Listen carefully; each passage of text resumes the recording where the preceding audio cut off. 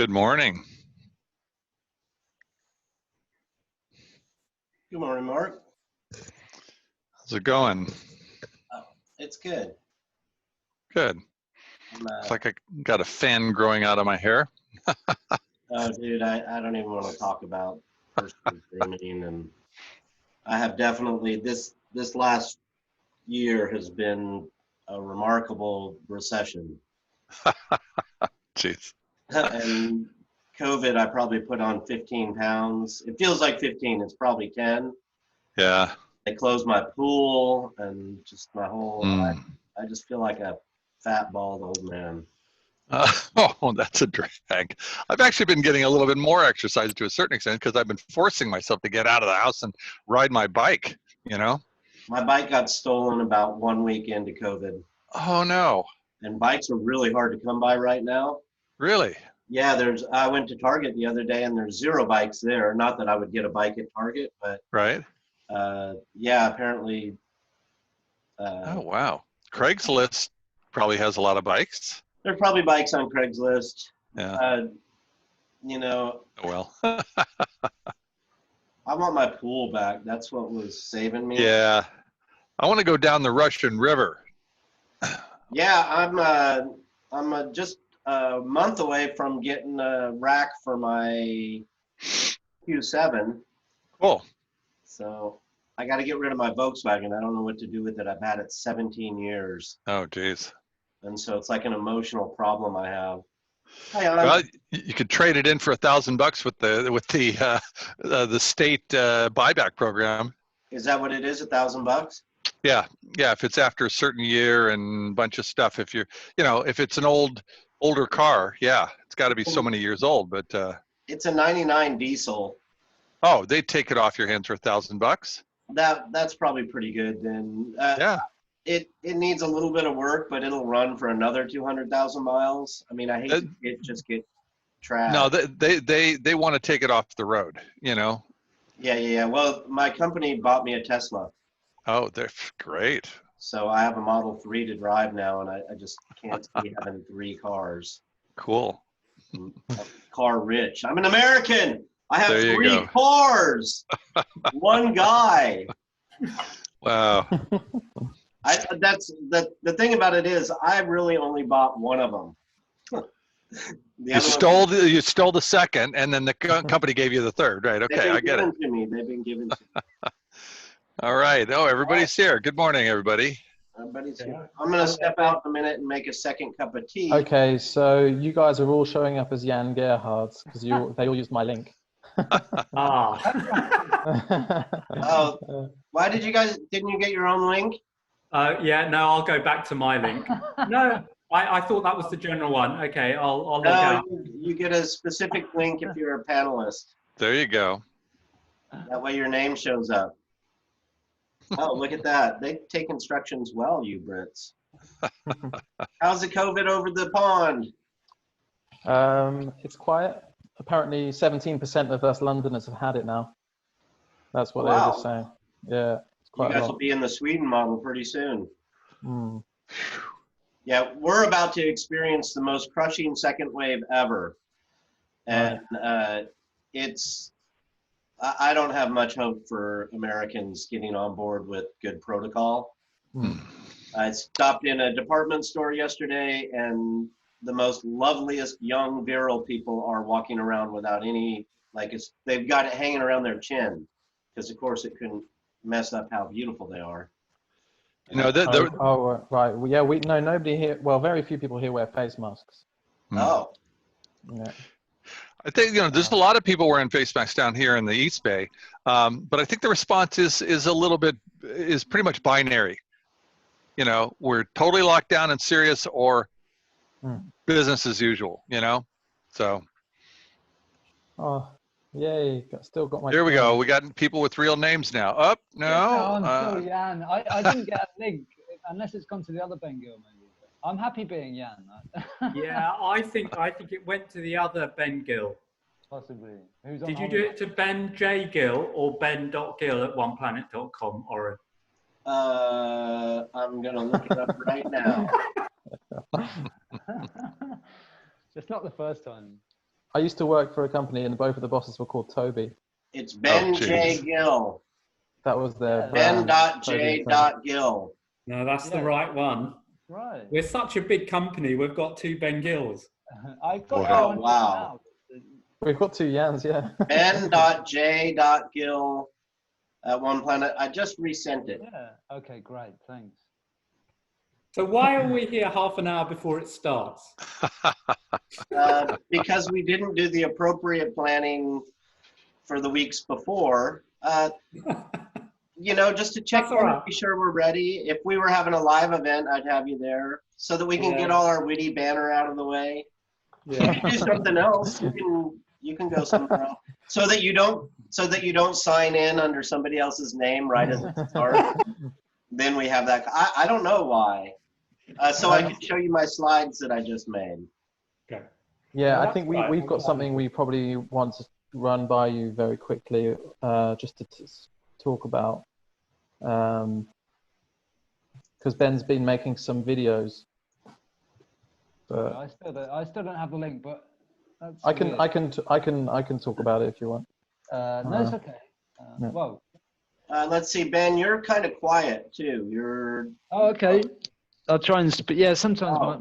my mic plays up. But okay. That's way better for the moments that you're speaking. And let's see, I'll duplicate this slide again so I don't have to go back. So do you guys have any new comments that you want? Anything new? just as Jan was just saying, yeah, I've made a couple of short videos. One's 3 minutes and one's 5 minutes. Okay, do you want to practice showing it? To demonstrate the platform. I can do, yeah. Show it real quick. You need to enable me to share screen. I shouldn't because you're a panelist. You don't see the share screen. It says host disabled. Yeah. Share screen. That's what I'm getting as well. That's good. See, now this is why we arrive a little earlier. Okay, Oren, you've Invitations. Panelist videos, web, enable practice session. Only users can join. I haven't had this problem before, and I don't see how to do it. Let's see, share screen, all panelists, okay. Who can share when all panelists can? Okay, that might have taken care of that problem.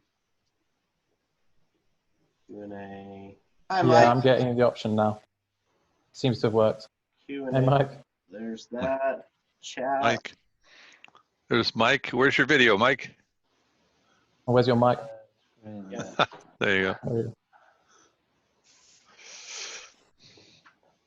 Okay. Hey again. You can see my screen now. Yep, can see it. So this is the one that we plan to share towards the beginning, which just introduces the concept of a Sonoma County being an ecosystem, and this session being about setting that ecosystem's outcomes. Okay. So it just log into the platform, and then we come to the ecosystem plan where I've already loaded the 7 outcomes from Strategic Sonoma. I saw that. So they can see those. And, you know, effectively, this session is about developing these, testing these and adding to them so that we end up with at least 2 outcomes that, you know, per One Planet Living principle. Okay. So I can just, this is really just to show the functionality, but also get the concept across of the ecosystem plan. And then this is a quick demo on how to create an outcome, which, between us, we can do based on what comes out of the session before the next one. So just as an example, no waste sent to landfill, put it under 0 waste. I can mention, when you set it as a key outcome, that means it can be adopted by any of their own action plans in the subsequent weeks. and then you can link to indicate that one outcome contributes to another one.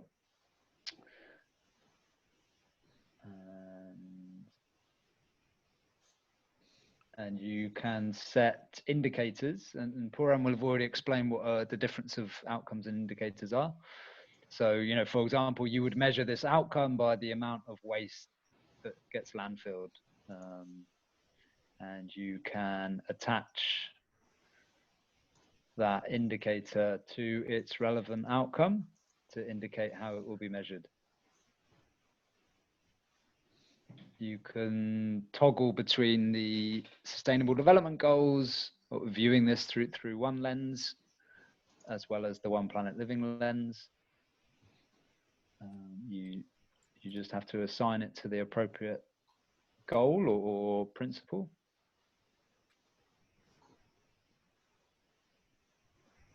So putting these under responsible consumption and production as the relevant SDG, but yeah, you can now toggle between. And then getting towards the end, and then finally you can switch between seeing it as a graph, as what we call a graph, this connected view, seeing it as a table, which is more like, you know, perhaps you can export this as an Excel.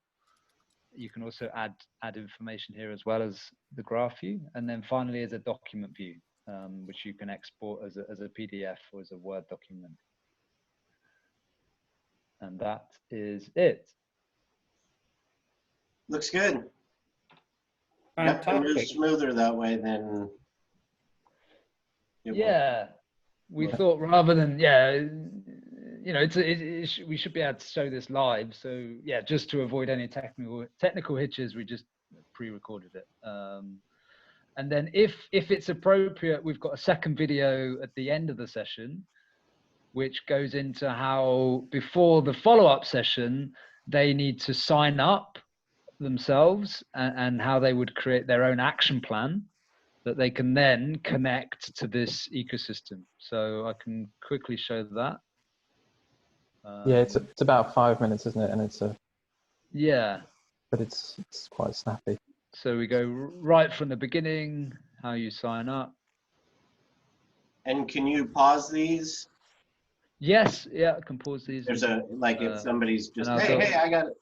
Yeah, sure. Yeah, and I'll just do they're just silent, so I just do a voiceover.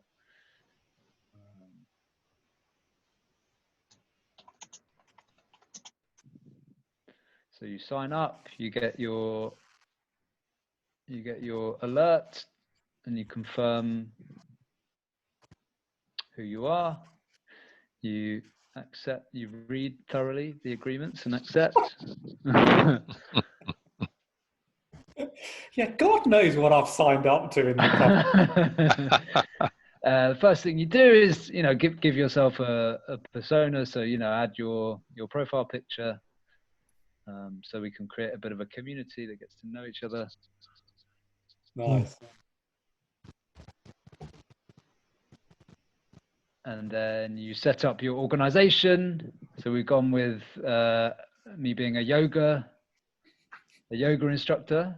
So we've got Ben's Yoga is my company.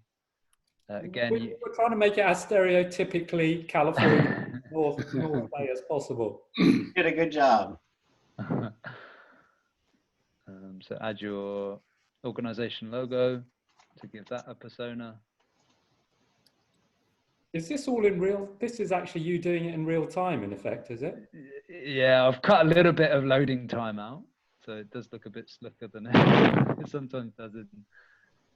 You could edit, can you, on Zoom?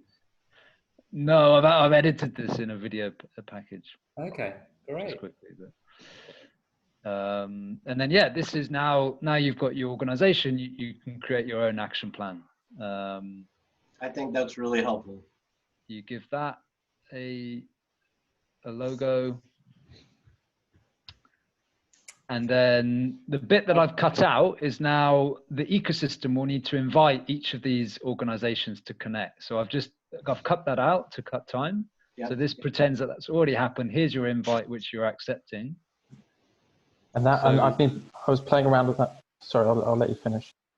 So Ben's yoga studio is now, or Ben's yoga action plan is now connected to the strategic Sonoma ecosystem, so that I can now adopt an outcome from strategic Who Sonoma. built this platform? It's fantastic.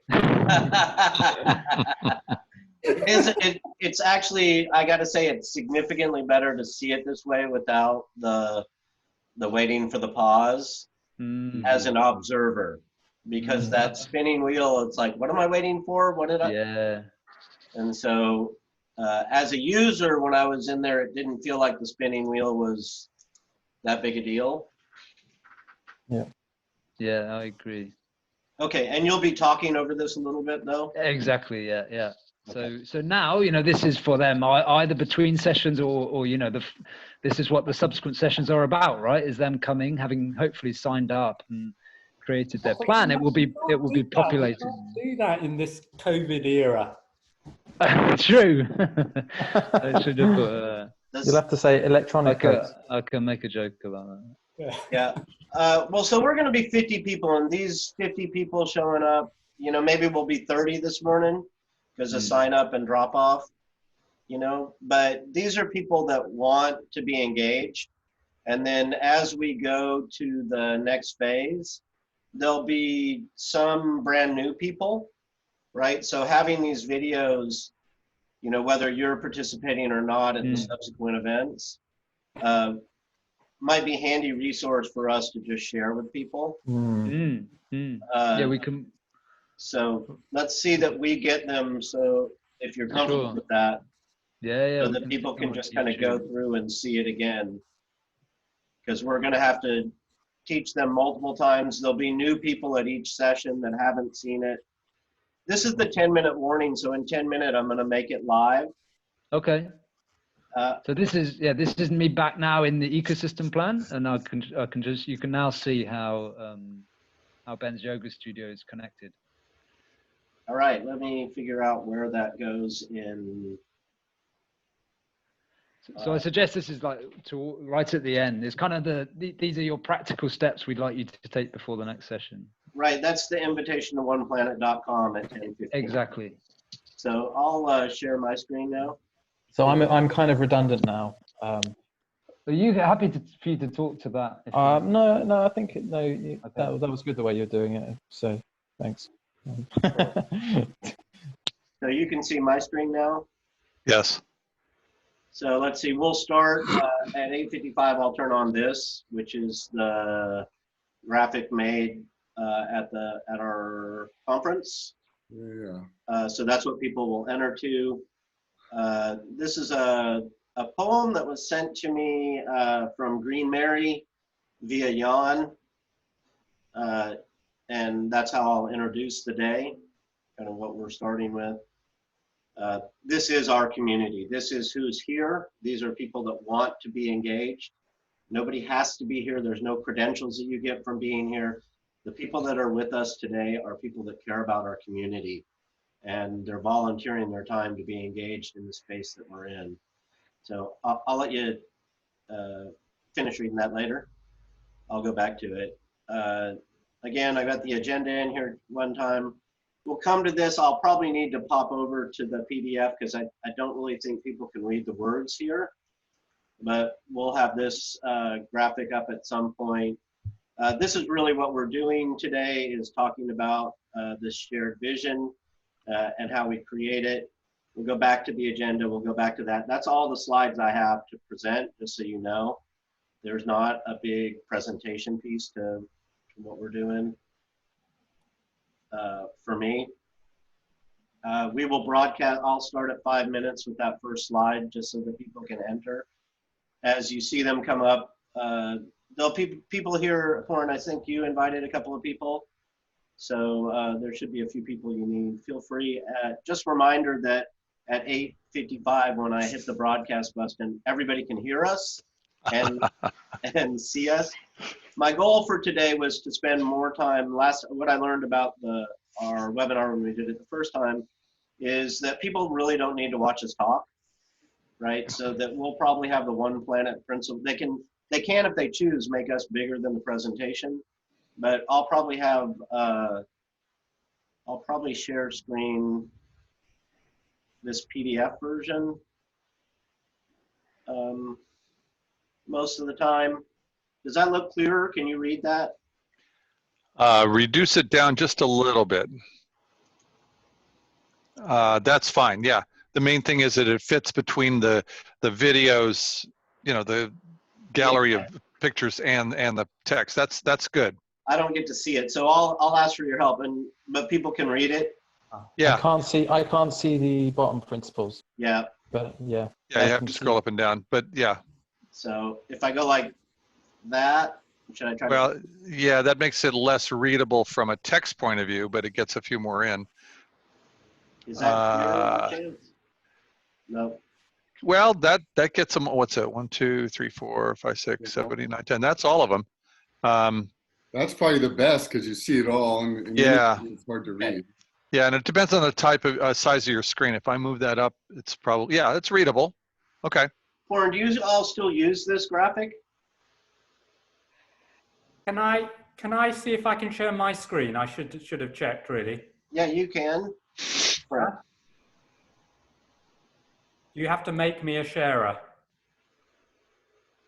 I thought I did. All panelists and all hosts. Are you not signed up as a panelist? You're there. Yeah, I am signed up as a panelist. Let me try again. I'll just quickly check that. Share screen. Okay. There we are. Yep. Okay. That's the one you're going to talk about? Great. Yeah, I'm just going to say just give a little bit of story of OnePlanet Living, some examples just very quickly, and then talk about methodology for writing a plan, outcomes, actions, indicator, what makes a good outcome, what makes good action, what makes a good indicator. And then my points for a perfect plan. Okay? Okay, that's great. Do you want to do that early on? That's your presentation early. So yeah, I'll go first and then I'll introduce you and then you do that presentation. Correct, yeah. Okay, because I also have like salt torque plan. Like I wanted to bring up a plan that somebody could see, so I went and downloaded a couple. Yeah, okay. And the main reason was to just kind of show people maybe where we're headed over the next year. And especially to show, this is the part that we're trying to get to. I can't stop sharing. You can't stop sharing. I can stop you from sharing. Oh, that seems. I want to say just a couple words about webinar best practice, a couple things we learned from last time.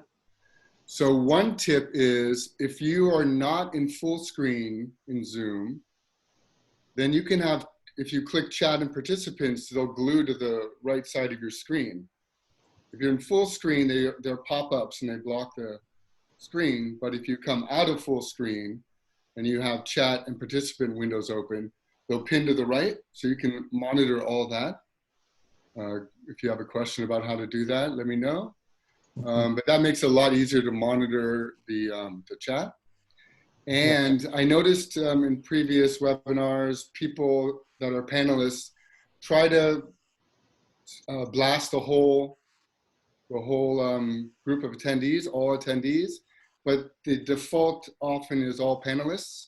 So when you are sending your message, do check that out. And I would say if you're not like during the panel or someone speaking, if you're not focused at that point on listening, maybe video off, especially if you're like gonna change your socks real quick or whatever, video off at that moment. And I think Oren will be able to control audio if there's any issues there. But if your kids are playing in the background like mine are gonna be, default to audio off, and you can just hit your space bar and hold that to speak if you're just chiming in real quick. Did you say video off as well there? You said I think video off if you're not going to be saying anything for a few minutes, if you don't have a comment or something like that. If you're going to talk, go ahead and turn your video back on. I think I'll introduce myself, you know, and then I'll just, because I haven't actually got anything scheduled. But obviously, if there's a point at which it is appropriate for me to talk, I'll chime in. Well, all I'm going to do is say Pooran and his team. Yep. And Yeah, so okay. then, Pooran will introduce me then. and then as But I'll Pooran talks about it, he show can my talk face, about what you obviously. guys do. And I'll be monitoring chat for questions and themes. I'll feed those to Oren. He'll use them as he likes all through chat. Yeah, Oren, like last time? Yep. I'm just going to very quickly use the bathroom. And you might feed those also to... I can throw them to all panelists when I see a good theme, and then everyone... Yeah, if I'm engrossed in something, because I got a little, I still have a little bit more going on than I feel I have one set of, gosh, wrong button. At the point that are they breaking out into groups to discuss their outcomes? You know, we want to break out into groups, and I haven't done it. So let's see. I need to stop share. And we'll just randomly join some of those groups and participate? Or? I don't see how to break them out. Mike, do you know how to break people out into groups? I haven't done that from a webinar. So yeah, let me look at that real quick. Yeah, if you can figure it out, we'll send everybody to groups. Yeah, I can make it live somewhere. I can do some things. Yeah, I'm going to turn the broadcast on in just a second. And it's okay that we're still chatting. Again, this is more like a workshop than a webinar. And so just kind of roll with me here.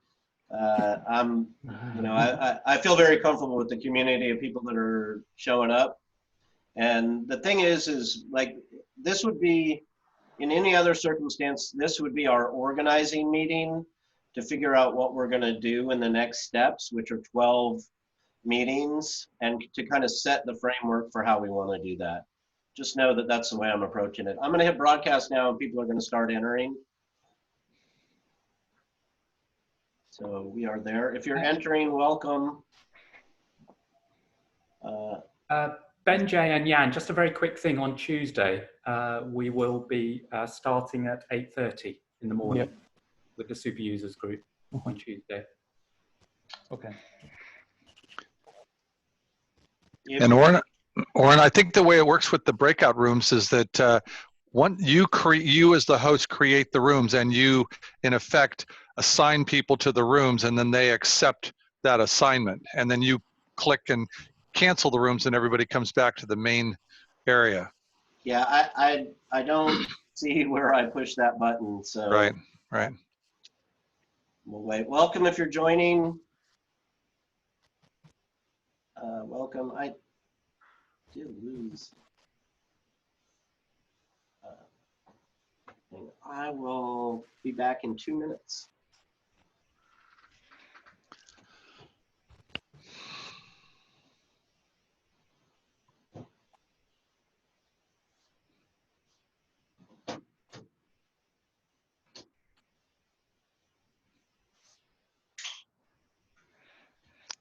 It's amazing how sensitive microphones are. I can hear them closing the door. You can hear me opening my beverage? Yep. Well, I'll remember that at the bathroom break. Yep. Good morning. Thanks for joining us. Welcome. I think it's still just us. You know.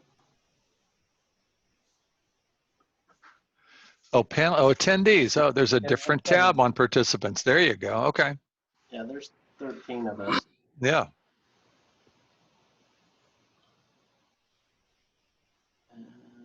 Welcome. Good morning. I think you can, yeah. Hi, Alima. Hi, Allison. Hi, Ann. Hi, John. Philip. Rihanna. Robert. Zeno. Welcome, everybody.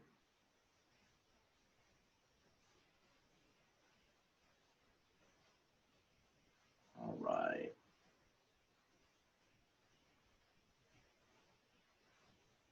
And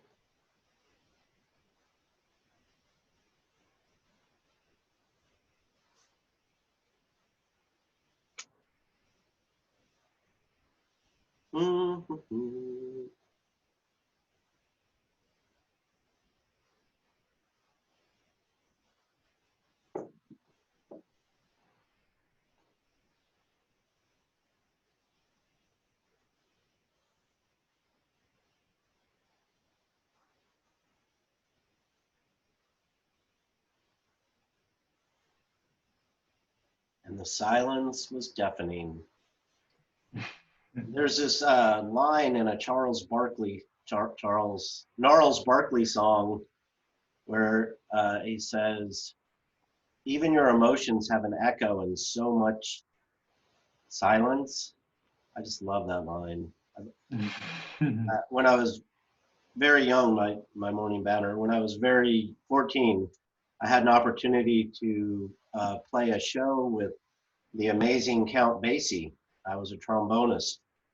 And I remember it so vividly because, of course, Count Basie, right? And as a brass player, it was an amazing opportunity.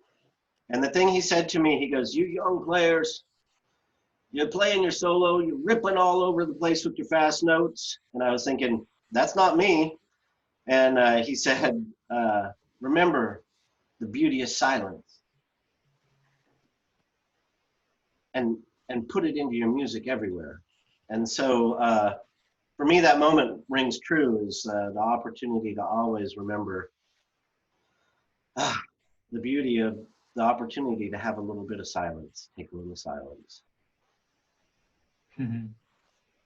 So welcome everybody. It's 9 o'clock on my clock. I am still learning how to be an excellent webinar host. I appreciate your graces as I perfect that. Today's event is designed to be more like a workshop than a webinar. If we were gathering today, we would have a giant piece of white paper in front of us, and we would be jotting down lots of ideas from you and hearing from you, and we would be breaking out into small groups and talking about our OnePlanet. The beauty of this COVID moment is this is a project that I've wanted to bring to the community for a while, to go through a OnePlanet action plan for our community. And when we meet live, the cost and the ability to gather everybody together always felt like a barrier to get it done. And so now this is our opportunity to use the web tool to meet, to go through this OnePlanet workshop that we wanted to do. Today we're kind of formulating the ideas and how we will operate going forward. We're going to provide a fair amount of information, but we're also looking for feedbacks for how we can do this. I do want to apologize right off the bat for presenting to you a group of men. Not that I'm apologizing that we're men, but I did realize as we got into this that we were a pretty homogenous group. And that's always been a goal of ours, is to go beyond that. And so know that this is a organizing the organizers kind of meeting. And as we get into the meat of our community, we will definitely be hearing from a more diverse group of community members. So that's a little bit of this. We've been working with OnePlanet Living and Pooran and his team from OnePlanet for a number of years. When we started the Sustainable Enterprise Conference in 2005, our first events were at SOMO Village. And SOMO Village is a OnePlanet Living community. Those first years, I didn't know much about OnePlanet Living. And it wasn't really until I took an office at SOMO Village, probably in 2010, that we really started to integrate OnePlanet Living into all the work that we did around the Sustainable Enterprise Conference. We were in a OnePlanet community. That was one thing that prompted us. We were also looking for ways to expand what we were doing beyond just working at the enterprise level, helping businesses do their things. Along the path, two people that that have worked with me in that, Mark Westwind and Mike Yotis, have been collaborators. Mark has done a Sustainable Enterprise Conference down in Contra Costa County. He has also done some OnePlanet integration work. We did a workshop where we became OnePlanet integrators. And Mike has worked with us. We did a OnePlanet Living workshop where we focused first on what individuals should do, and then we looked at what organizations should do, and then we looked at it from a community scale. When we do this workshop, we're going to be breaking it out into the 10 different principles. So today, again, an organizational workshop, how can we go about this work in web format is the first one. And then an introduction into what really makes a good OnePlanet Living action plan. And that's really the core of what we're trying to get done, is to make an action plan, a community scale action plan that will help us leverage our actions together. And so Mark's been doing some really amazing work around the region. Mark, do you want to introduce that work? Is this a good time for you to do that? You're muted. Yes, certainly. I don't know whether people are aware of it, but there's about 25, actually even 30 sustainable somewheres around the Bay Area and Monterey County. And over the last several years, it's been a project of mine to bring these organizations together for sharing information, sharing resources, connecting, communicating, and in effect, hopefully collaborating together. And so we've held a couple of annual gatherings, and we're going to hold another one this year at some point, with the idea that the sustainable organizations are or could be a brand. We're organizations that are actively engaged with our communities. We interact with our elected officials, and we're one of the biggest non-organizations around. We have more chapters than literally any other entity that's involved in climate action. Even down in Monterey County, there's something like 9 different sustainables. And by the way, you can follow us and find us at www.sustainablebayarea.org. And so I'm hoping that this experiment here in Sonoma County, sponsored by Sustainable North Bay, can be spread throughout the Bay. And I'm very excited about this experiment using the OnePlanet Living principles as a framework. And I know Oren and I and several of the other active leaders of the Sustainables have tried to adopt or encourage the adoption of the OnePlanet Living principles within our organizations and then out into the communities, and providing that as a unified framework for communication. I really believe that the OnePlanet Living principles is an excellent framework for bringing us all together in a common state of mind. And I just want to say too that, you know, we're living in interesting and obviously challenging times, and the coronavirus pandemic is teaching us some valuable lessons, and these lessons are imminently applicable to our climate emergency.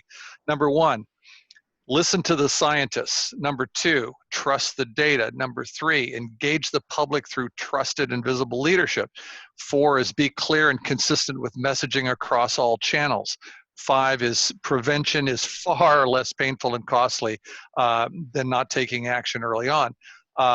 6 is do everything you can to flatten the curve. And 7 is provide honest reassurances. And so to me, this initiative to bring everybody together under common framework, work together, using the OnePlanet platform, gives us an opportunity to apply these lessons. And I'm excited about it. So I'm sitting in on this, hopefully to be able to take this on to a regional level. Thanks, Mark. So thank you, Oren. Absolutely. And so let's dive into the work now. I'm really pleased that Pooran Desai from OnePlanet has agreed to join us on this adventure. Pooran and I have been collaborating around Sonoma County OnePlanet action plan for a few years. He's a global sustainability hero, and a leader of the OnePlanet.com work. Pooran, do you want to fill us in on OnePlanet Living and OnePlanet.com? Yeah, Oren, thank you very much, for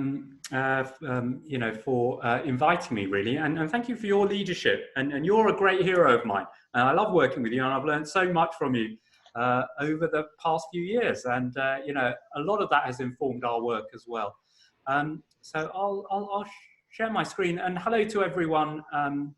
In Sonoma County. I may know some of you probably of the participants, so nice to be seeing you again, although virtually. Let me just make sure it's sharing. And so hopefully this is sharing now. Is that right? Yes. That's great. Yeah. So it's lovely to be here with you again. And so what might a OnePlanet Sonoma County be? What I'd like to do is just talk very briefly, just give you a little bit of background to OnePlanet Living, and then a few tips to help set the context for the workshop. So OnePlanet Living started really with this project here. This is the Beddington Zero Fossil Energy Development in South London, which is a project I put together. It's 100 homes, community space and office space, and it's where OnePlanet.com is headquartered, and completed in 2002. Absolutely fantastic place to live, run completely on renewable energy, has a car sharing scheme.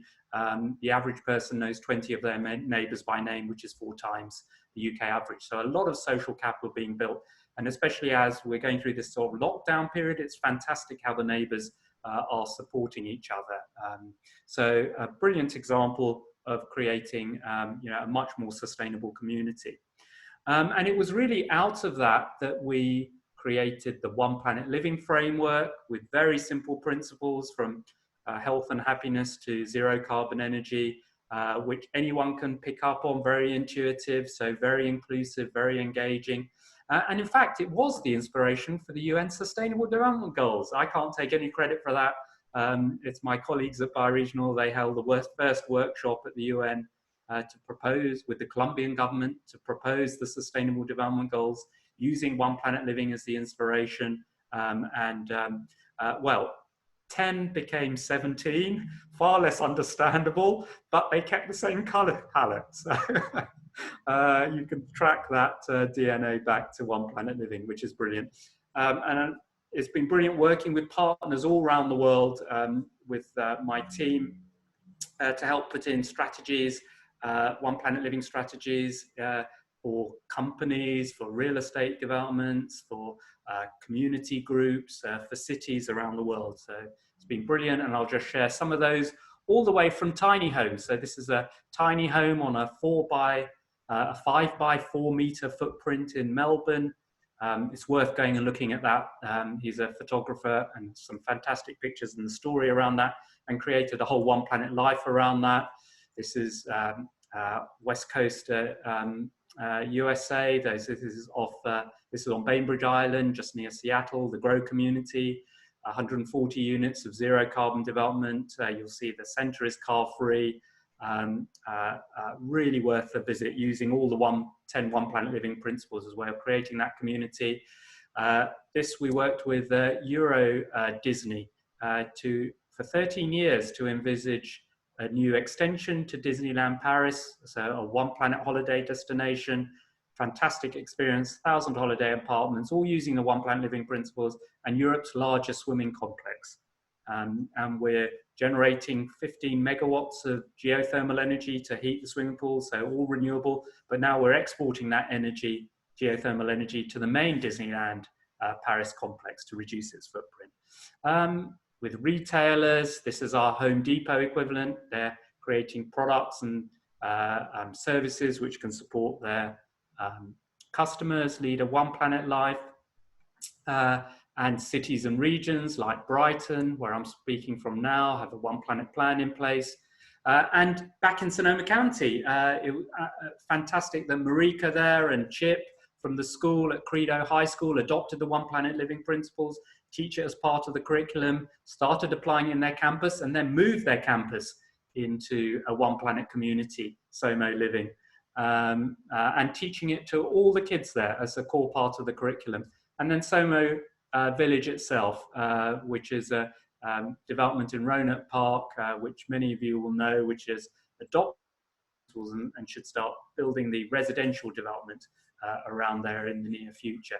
So a fantastic sort of basis on which to start widening that up to having fun over the next year, creating a OnePlanet plan for Sonoma County. So Oren suggested I just give a little bit of an background to how we might make a good plan. And the methodology we use, and thanks to Jan, who helped us create this methodology a few years ago, we now really have simplified it as far as we can to the real essence of what makes a good plan. And so we have outcomes, what you want to achieve, actions, how you're going to achieve them, and indicators, what you might track. My other colleague, Ben J. Gill, sorry, we have two Ben Gills, so I've got into the habit of calling him Ben J. We're such a big company, we have two Ben Gills. But he'll demonstrate the platform to you in a bit, some of the digital technology we can use to help us. But what makes a good outcome then?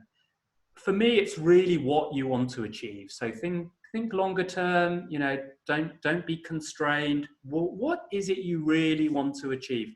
And be ambitious. So you might think of this, partly in the context of, you may have heard of BHAG's, big, hairy, audacious goals. Your outcome should be what you really want. And an example might be here, all the energy we use comes from renewable energy. So that's an outcome. Now, it may not be achievable in the short term, but that's where you want to be.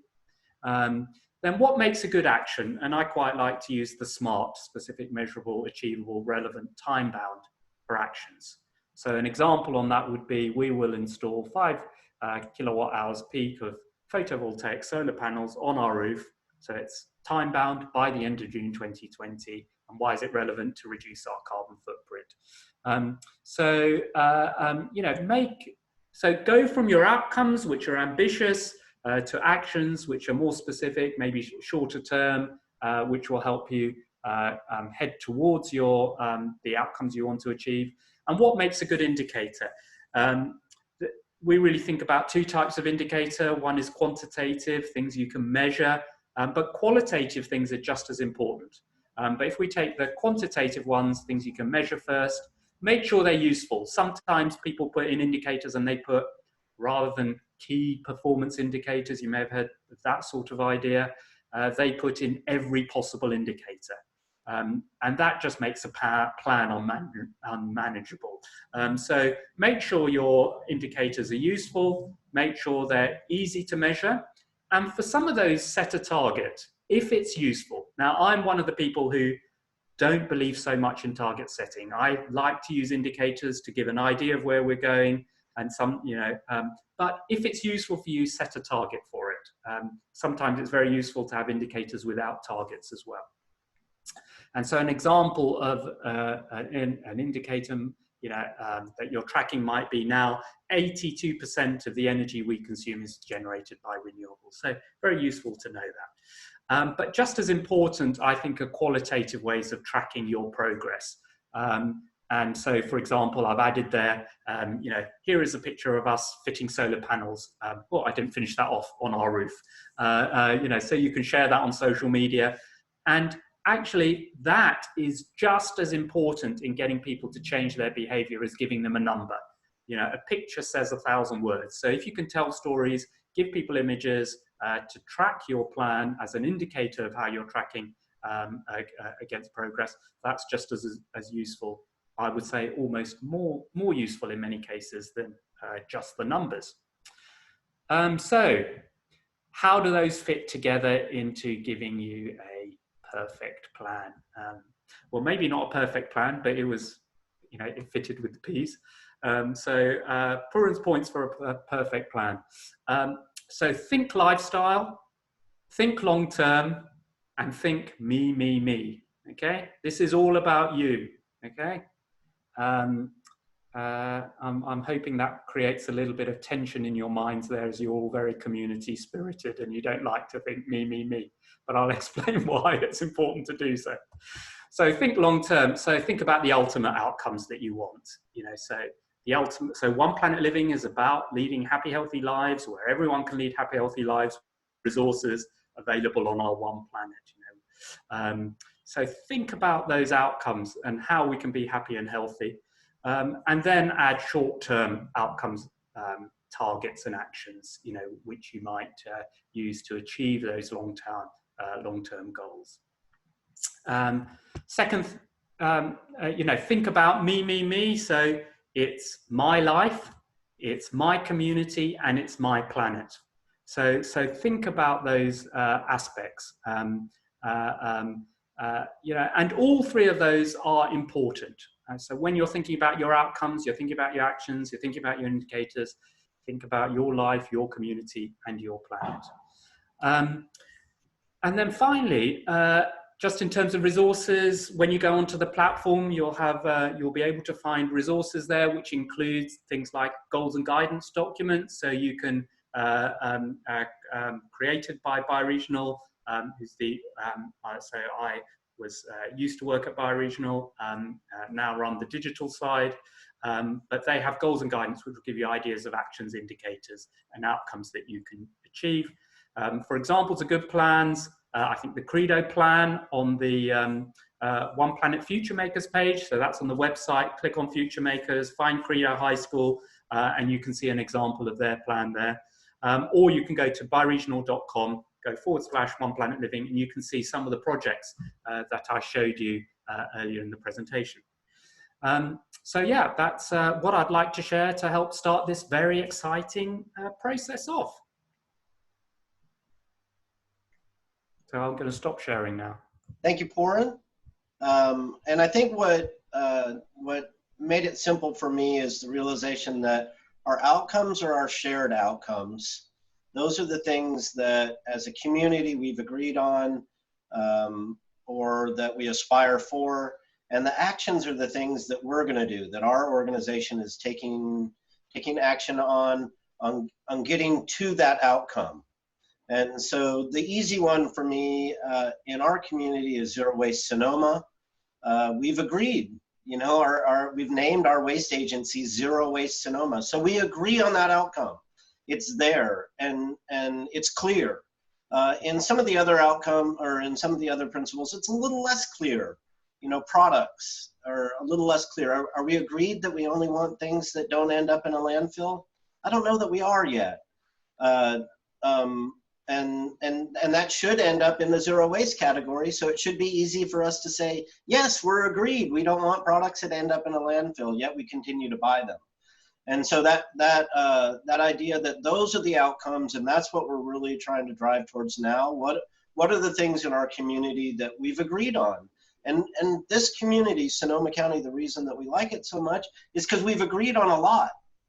You know, we've set up a water agency that has some things that we agree on. We've set up a power agency, Sonoma Clean Power, and a waste agency. So we've got some really baseline things that seem to be what we agree on. And then the question is, how are community members, what are we doing to take action to meet those agreements? And I think that's where One Planet Living can be so strong for our community. And I think that's where the OnePlanet.com platform can really help us accelerate that communication around what are the actions that we're all taking, because this is the goal. So let's get it in there and talk about what we're doing. And I believe this is going to be a great time to segue to Ben, to actually look into the tool a little bit and into what we hope will be this journey. And again, we're at the beginning of a journey. We're going to have a conversation about water. We're going to have a conversation about energy, about waste. And then leading up, as we gain skills in how we do this, we're going to have conversations about the more difficult things that aren't so clearly agreed, like health and happiness, right? It really is all over the place when we talk about community and culture, equity and economy. Those are things where I feel like maybe there's some tension in what our community goals are, and that we could spend a little time really collaborating on, you know, what could be a really great outcome for health and happiness in our community. Ben, why don't you show us around OnePlanet just a little bit? Thanks, Oren. Let me share my screen. While Ben's doing that, and Oren, if I may, I'll just pick up on one thing which you said is really good. You know, it's that link between, say, all the principles are meant to mesh together, and we're meant to show, you know, sustainability for me is all about the connections, and in our case, all about the connections between the 10 OnePlanet Living principles. So absolutely right, you know, in terms of what you were saying about products. If we have products and we have, you know, what's the connection between that and zero waste? And they should connect. And so our platform as well is designed to help make those connections obvious and make sure we can get actions which are joined up. Great. Thanks, everybody, and great to meet you and be with you all. So I used to work with Pooran back at Bioregional, where, yeah, we, you know, coaching our various communities and developers and corporates in using the OnePlanet Living framework. So I'm excited to have rejoined the framework in the past few months in its digital format. So I'm just going to do 2 short videos for you, one right now and then one towards the end of the session, on the 2 sort of core elements of the platform that we invite you to use on the journey that you're embarking on, which, you know, we're really excited to join you on. So the first video focuses on the creation of your ecosystem. And as Oren mentioned, that's a collection of the outcomes that you want, you know, we come up with, you come up with today, or you start with today. Obviously, that, you know, there's been work on these before, and we've uploaded the half dozen or so in Strategic Sonoma's strategy as a starter, but it needs building on. And, you know, the idea is we work through the principles one by one and sort of suggest what those outcomes might be. And once that's populated, that forms, you know, that forms the ecosystem's outcomes that you will want to work towards. The second video I'll show at the end is then putting your own hats on, so be it your organization, even your household, your community, and thinking what are the actions that you are going to contribute to these outcomes.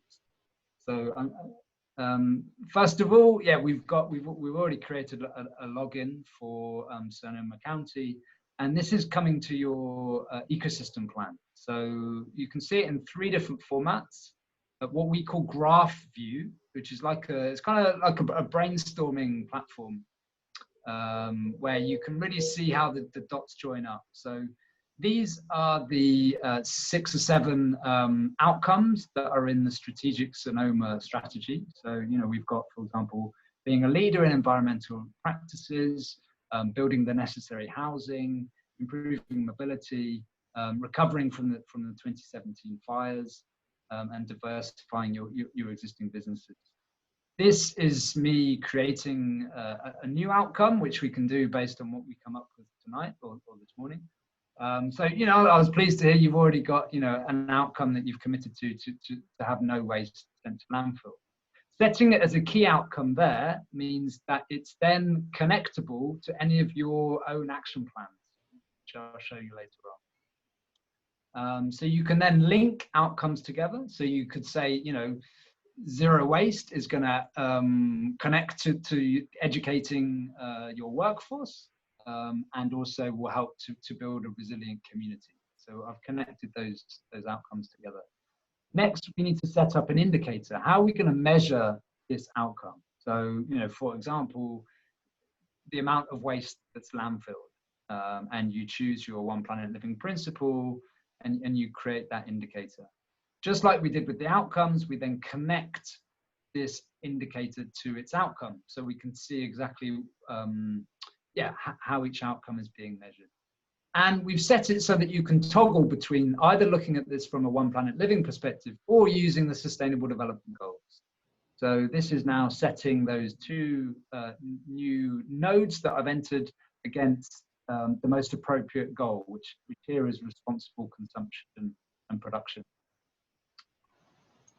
So we just set those, and then you're able, at the click of a button, to toggle and see your ecosystem plan, and it will be the same for your action plan using the two different frameworks. And we're working on adding other frameworks so you can do the same. So next is, you can see that as a graph view, but you can also see the sort of more traditional views of an action plan. So you've got your table view, where you can make edits directly into here. You can assign outcomes, and you can download that as an Excel, or you can see it as a document view, which you can export as a Word document or as a PDF. And you've got your key on the right-hand side to navigate easily around. We head back to the dashboard. Yeah, I think that's a very whistle-stop tour of the ecosystem plan. But we're gonna be with you along the journey, so we can guide you as you become familiar with the platform. But yeah, today it was just really about an introduction to it. So I'll leave it there, I think, for now, unless we have any questions. Thank you. Absolutely. Thank you, Ben. And so what we did there is we gave you a teaser into the OnePlanet.com tool. And that's because the tool is what allows our individual actions to be collaborated towards our agreed upon community outcomes. And we had, before the tool was available, we had discussed doing the same process without the tool.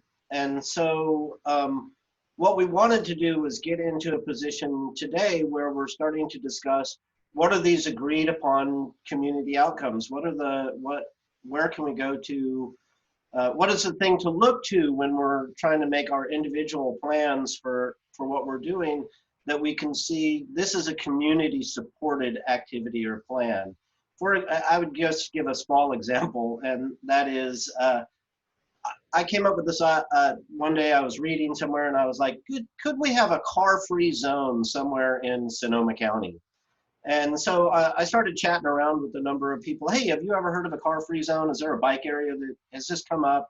And it's taken me a long time to find that there has been some people that discussed, that, and there's a whole community of people on transit and transport in Sonoma County. But just as my first idea, it took me a while to find it. And if that information was in the OnePlanet tool, it would be really easy for me to collaborate, find the people that were interested in that outcome of, say, car-free streets, if that's an outcome that we have. And so that's why the tool's so great. But before we can get to that point, we kind of need to make these agreed outcomes. And I am going to show you, I'd like to show you a OnePlanet action plan that has some outcomes in it. I believe I already have it open, and I just need to share my screen. And so this is a really lovely action plan. It's a OnePlanet action plan. And Pooran, do you want to talk about this plan just a second? Are you familiar with this plan? No, I'm not. It's been done by themselves. So, people have done it. People have done them themselves. So, yeah. This is great. So I haven't looked deeply into this plan. There's several of them on the OnePlanet, or this is on the bioregional side where this came from. But you can see this is a beautiful plan from a group. We could read about their overarching plan, how they got here. But I'm gonna move down, and I'll get some links to these in the chat in a minute. This is a project, I believe is a housing project, township, that they wanted to build. But all I wanted to do in this plan, I guess these are their overarching, these are some things that they wanted to believe in. All I wanted to do was get down to the bones of it. which is right here. All right, these are some goals that they have for their plan. These are divided into the OnePlanet principles and right there. But you can see that these kind of statements that we have for our community that are probably written around in documents that those of you that work in these specific spaces are very familiar from. But I don't see them in our community all piled up into one place where we can go. And that's what this is about. And so we know we have a lot of people in the land and nature space, sustainable water. But what we don't know is how our individual actions are driving towards these goals.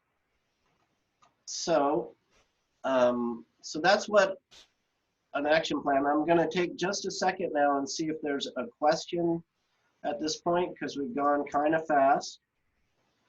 And now I need to figure out how to see the chat. Not in Q&A, so I'm going to unshare my screen so I can get there. Good. It doesn't. I'm looking at chat. Mike, do you see a question? Am I missing it? We're good. Yeah, we have a question about food production and that on the local and household level, and maybe that ought to be the #1 priority. So a question. So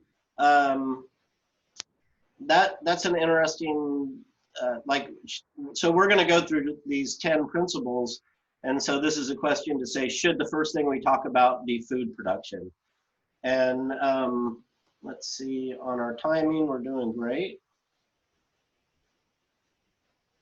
So I'm if you guys would help me, we could try to crowdsource right now some outcomes in the food production area. And I would generally just like to invite, Mike, do you think I can invite everybody to be a participant? We're not going to be able to get video. There may be an unlock to speak from your settings as a host. So here's the, yeah, we'll get there. Under the meeting tab. And I don't. Ultimately, or perhaps additionally, we will be, of course, have a record of the full chat. So anything that any attendees want to make sure they get on the record with us can be entered into the chat. And we're also using the Q&A function as well to answer things live as we go. But if you don't feel like speaking and want to put something into the chat, we will see that as we go and have a record of it for later. We're at 29 people, and I looked through the list and I know most of it. So I'm going to make everybody a panelist. It's going to take me a second, but everybody's going to have video access and conversation access. And we're going to just run through some really great outcomes and some process around it. If you're not going to speak, and if you're not going, you'll be able to speak, but let's just be respectful, mute yourself, turn your camera off. Jan, I see you're there. Did you want to say something? I've just noticed a question that's open from Alison, which I can read, or I can maybe just put it into the chat. So I'll go just ahead and answer her question. That's great. It says, can we drop a direct link to the tool? Does it have a cost? How do the various groups interact with the tool? And one thing I'm not seeing is what is often a prior step to outcomes community assessment and resource mapping. So a prior step to outcomes, which is community assessment and resource mapping. So what do you have to say about the place of this step? So I'm think in terms of the various groups, how they interact, I think Ben's going to show another video, which I think will help clarify that a little bit in terms of how your action plan might link to the outcomes in the shared outcomes in the ecosystem plan. In terms of cost, I might leave Pooran to answer that. And in terms of I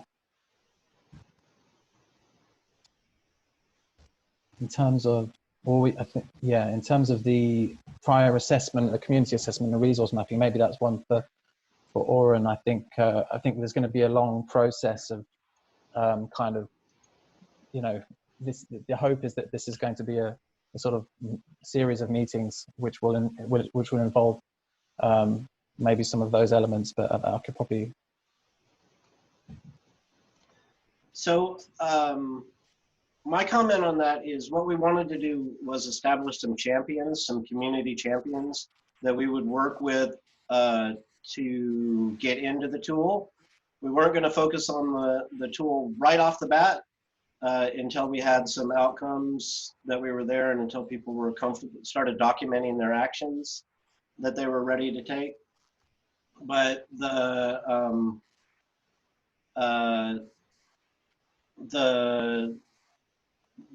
goal of today was to just introduce the process that we're going to go through and then to have the 10 conversations about creating the outcomes and along the way enable people to put their actions in. Bioregional has agreed there is a cost at some point to using the tool, and I'll let somebody else explain it, but we've got an agreement because of our experimental aspect to give away some of them. And so what we're going to do, I've set up a web form whereby you'll be able to go and apply for some of that advanced access.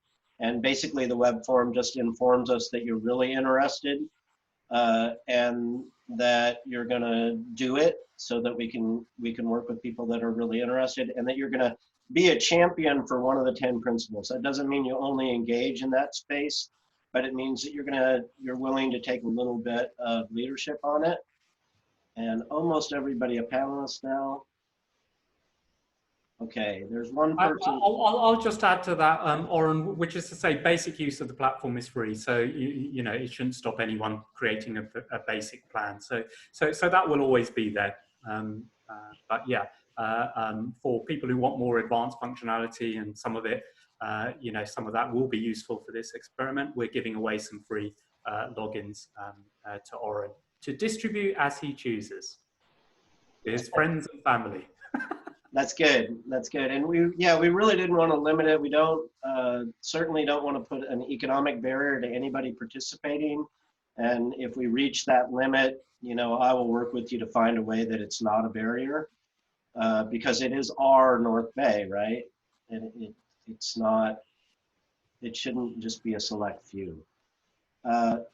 So I'm going to go to the chat real quick. What if we start with some organizing questions such as, does the team agree with the outcomes finalized by how we would organize as a region?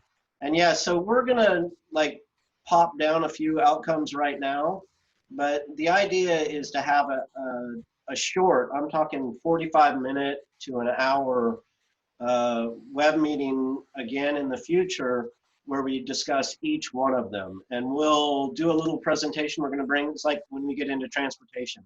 We'll bring somebody from transportation and we'll have a conversation about the outcomes that are already in our community. And then we'll collaborate on how we might want to refine those outcomes for a OnePlanet living outcome. Because again, remember, we have outcomes in our community, but they may be unsustainable. Right? And so if we're not working towards living within the means of our beautiful OnePlanet, then that outcome will need to be adjusted over time to get there. And that's really what this comes down to, is agreeing that we're going to live within the means of the planet. And so, yes, we're talking about Maslow's hierarchy of need: first water and food, then shelter, energy, transportation, education. For sure, we can slice and dice the ways that we look at sustainability and priorities in our community many ways. The OnePlanet Living framework, for our approach on it right now, what we decided is to take on a few of the ones that seemed more clear and developed our organizing skills as we get to some of the ones I think, and for me, it's just that we have these metrics around water and power And I'm not clear what the metrics are around happiness or equity that we really pay attention to. And so, that's that. Does anybody want to make a statement or have I really trust the people that are here with us today to be quick in your comments and to the point. But if you do, wave your hand and you know, you can unmute yourself and make a comment at this point. Good, that's a raised hand. Chris, is that you that raised your hand? I'm not sure how that works. Or Allison, did you raise your hand? Chris Ulanis, you're still muted. I'll unmute you. Oh, I'm having difficulty. You unmute yourself, Chris. There you go, Chris. Welcome, Chris. Just a one sentence of who you are and then go. Oh, you're still muted or unplugged or something.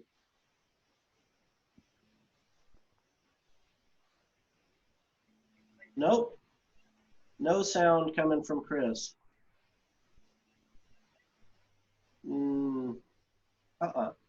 Okay, so Chris, just go ahead and keep trying to talk, and when it happens, it'll happen. Can one of you other people, like Zeno, can you just say hello to me and make sure that our tech isn't taking a problem on us? Yeah, hi. Good morning. Oh, hi. Yes. Okay. Yeah. Our technology is working. We got a question from Chris through the chat, which is, what is the role of local government in the process? This process. Yeah, you know, and this is kind of my experience since 2017 in the fire, is we need to be helping local government.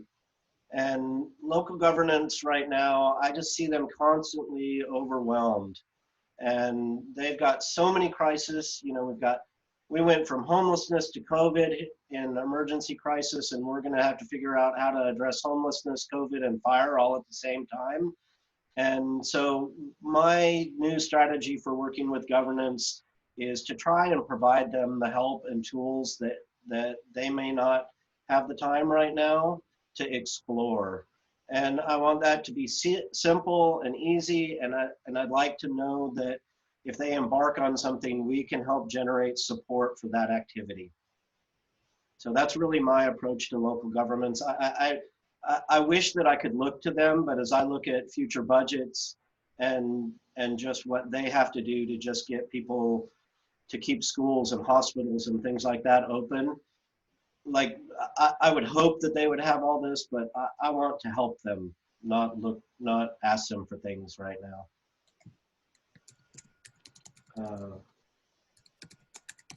And it takes me a little while to read through. It's tough. Here's a me question. So it would be so great to connect SSU's School of Education and think about generation of teachers and their students as part of the strategic plan. Is there somebody already involved from School of Education? Are there other?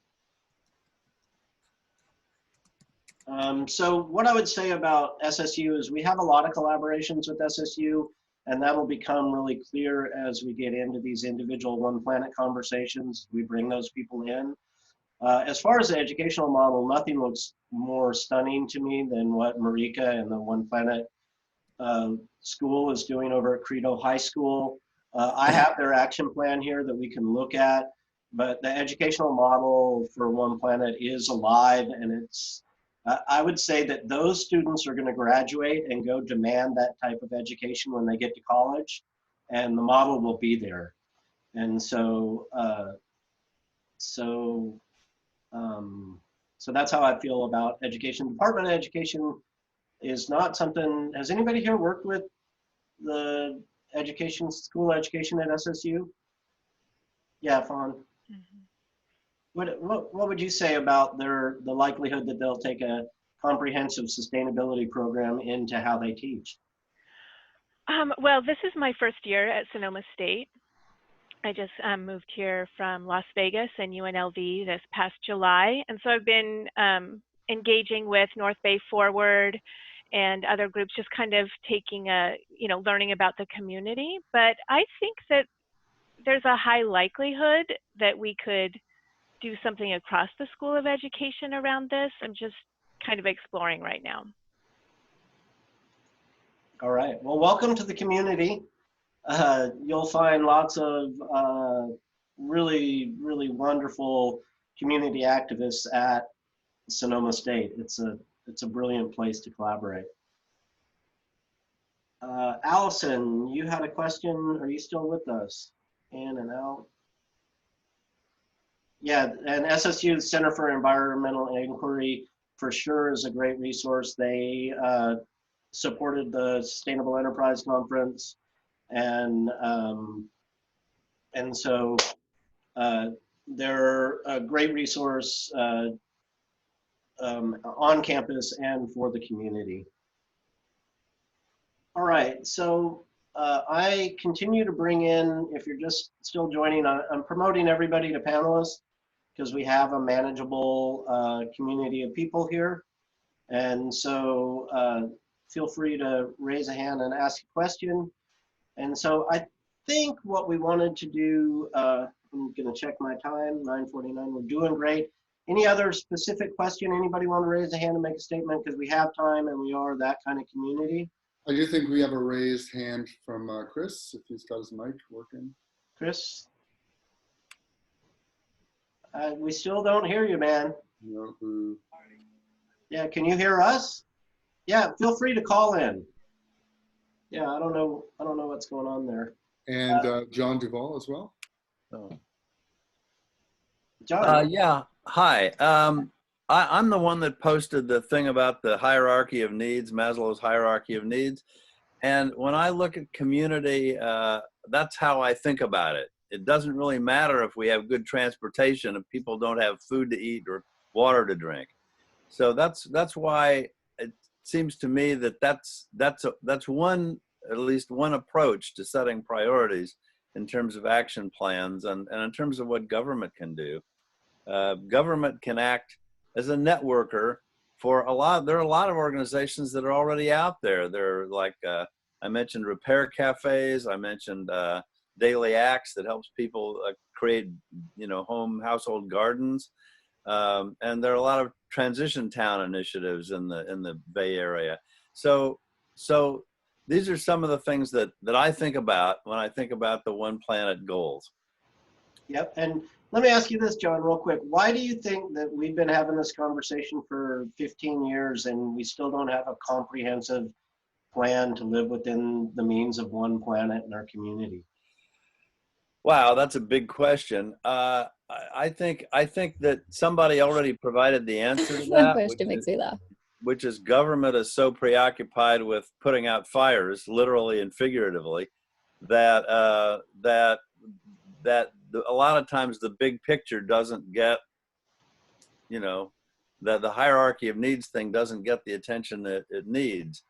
And let's face it, what government does depends a lot upon where the voting populace is.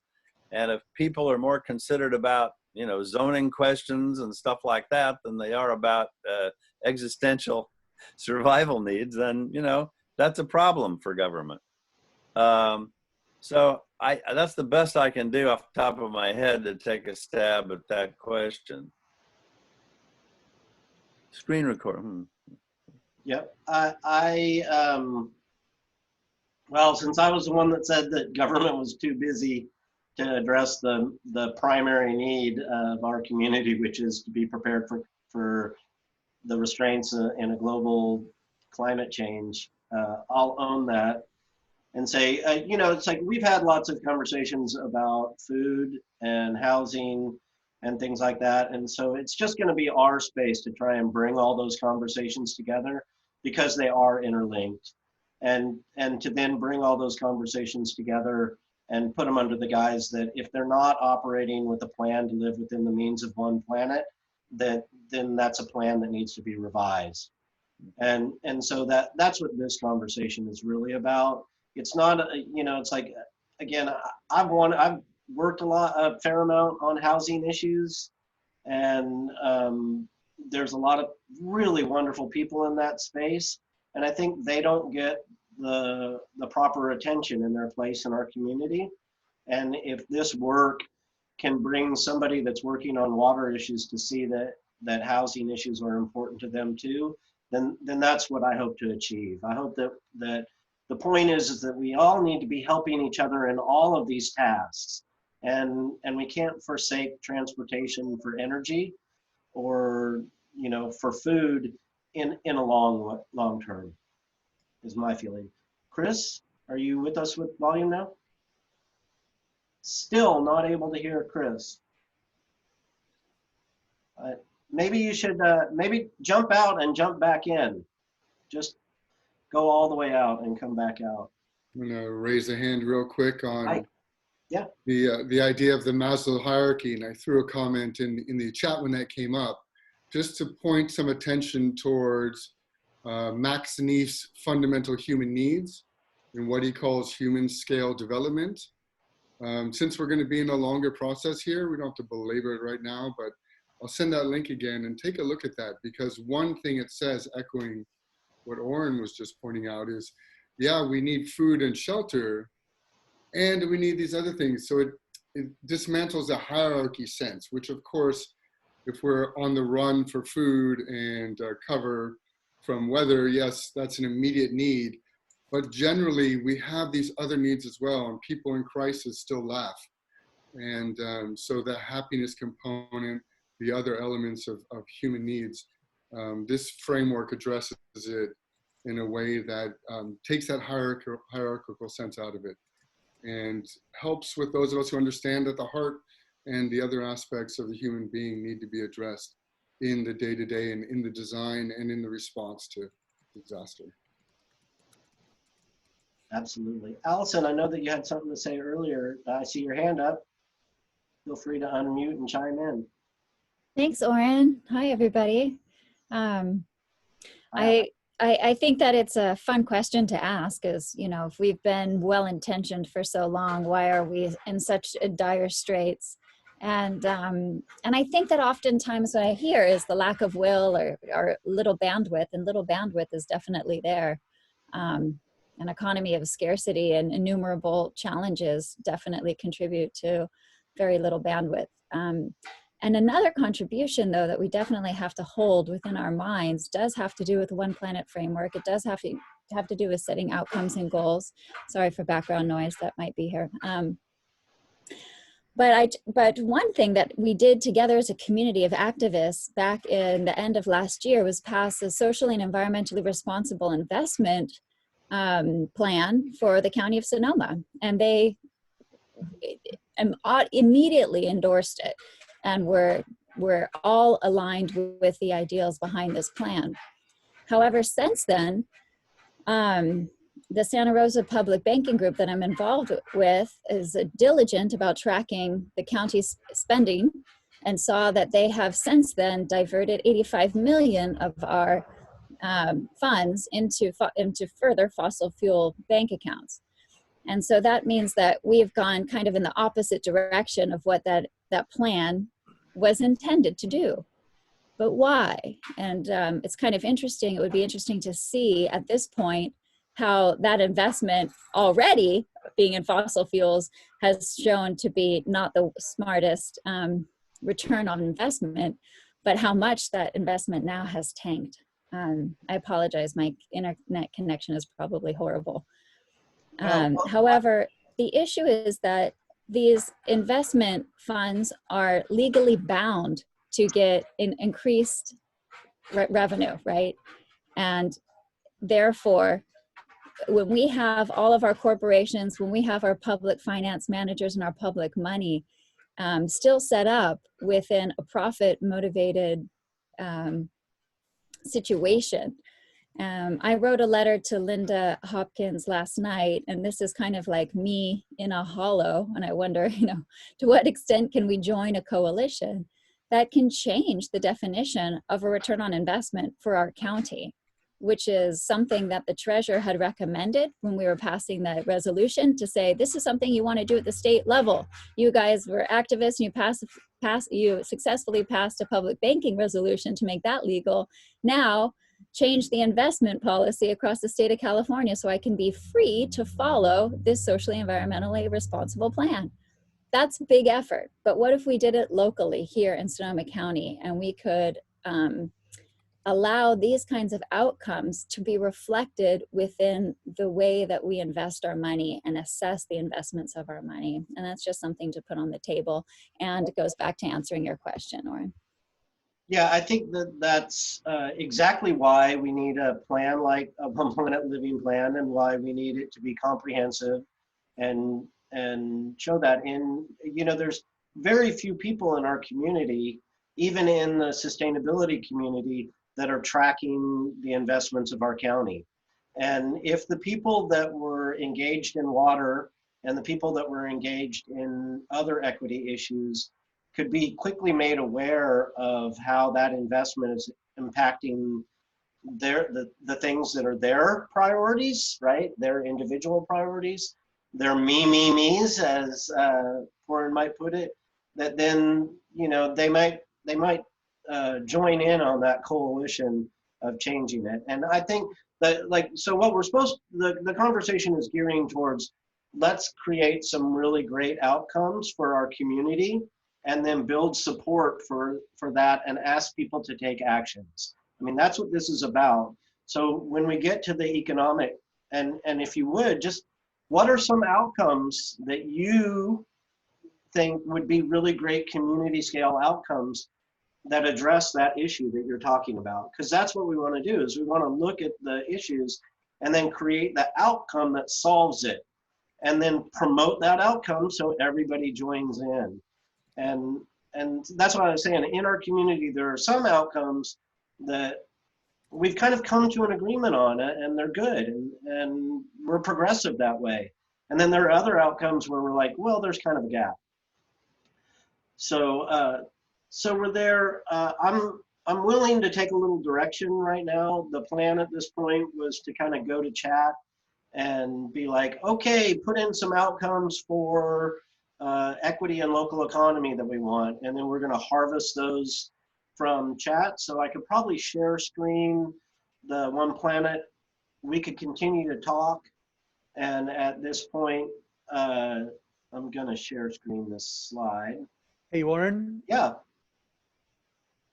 Go. Yes. This is Chris. Sorry, guys. Just bad headset. One thing I wanted to ask Pooran, and as well as any others that have been involved in OnePlanet efforts around the globe, is the reason why I asked this government question is here in Marin we are in about 2 years into Project Drawdown, which is our countywide climate action plan and engagement with the community to lower carbon and sequester carbon.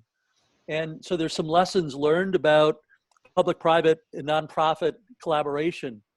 It's still a little bit too early to determine what's the best model, but we're really struggling with governance and central versus decentralized control, funding of various projects. But essentially, what the county has done is thrown about $200,000 to $300,000 into hiring a coordinator. And putting some communications and outreach resources behind reaching our climate action goals. We've got 6 major goals. We've got 6 major operating committees composed of experts working on these things. We've got a coordinator. We've got a steering committee. But we are stalled in that we're not able to assemble the finances and the resources to really execute on some of these great plans. And so far it's been primarily county money, as well as some grants. So that's why I mentioned the role of government. If you look at climate or GHG reduction, the vast majority of it has happened because of state and local policy, whether that be power plants or transportation, emission standards. So I guess overall, Oren and Pooran, the question is, to what extent in Sonoma or in the North Bay is OnePlanet a unifying, centralized governance structure. To what extent is it simply a tool and a frame that individual decentralized projects can work with? So I'll leave it at that. Pooran, do you want to answer that? I don't see you, so I'll go into, I'll answer that. Yeah. For you, Chris. And well, kudos to Marin for putting $200,000 into it in general. And that's a significant start to get a coordinator. The OnePlanet.com, with the indicators, if somebody were really monitoring it and running it as a tool, could be that collaborative tool, right? There is some reporting in the indicators that you could use. I haven't used it that way, so I can't speak to it from that way. But what I like, so for drawdown, you have like a PDF somewhere, right?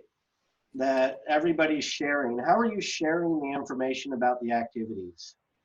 Well, we created a sort of a community partnership council, and that's, you know, full of people that are well networked, have communications and marketing backgrounds. That particular committee serves the rest of the operational committees that are working on sequestration or renewables or buildings or resilient communities, neighborhoods. And we assembled very early, close to a year and a half ago, a database of over 300 environmental and climate organizations in Marin.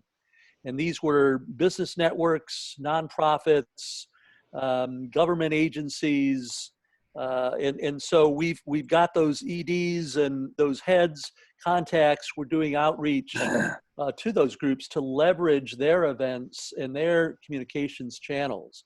We don't pretend to be able to get the word out on all these various projects through just, you know, through our channel.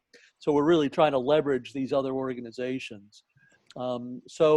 Yeah, obviously we've got the normal social network channels and newsletters and that sort of thing, but it takes a lot more, even for our little 260,000 person county.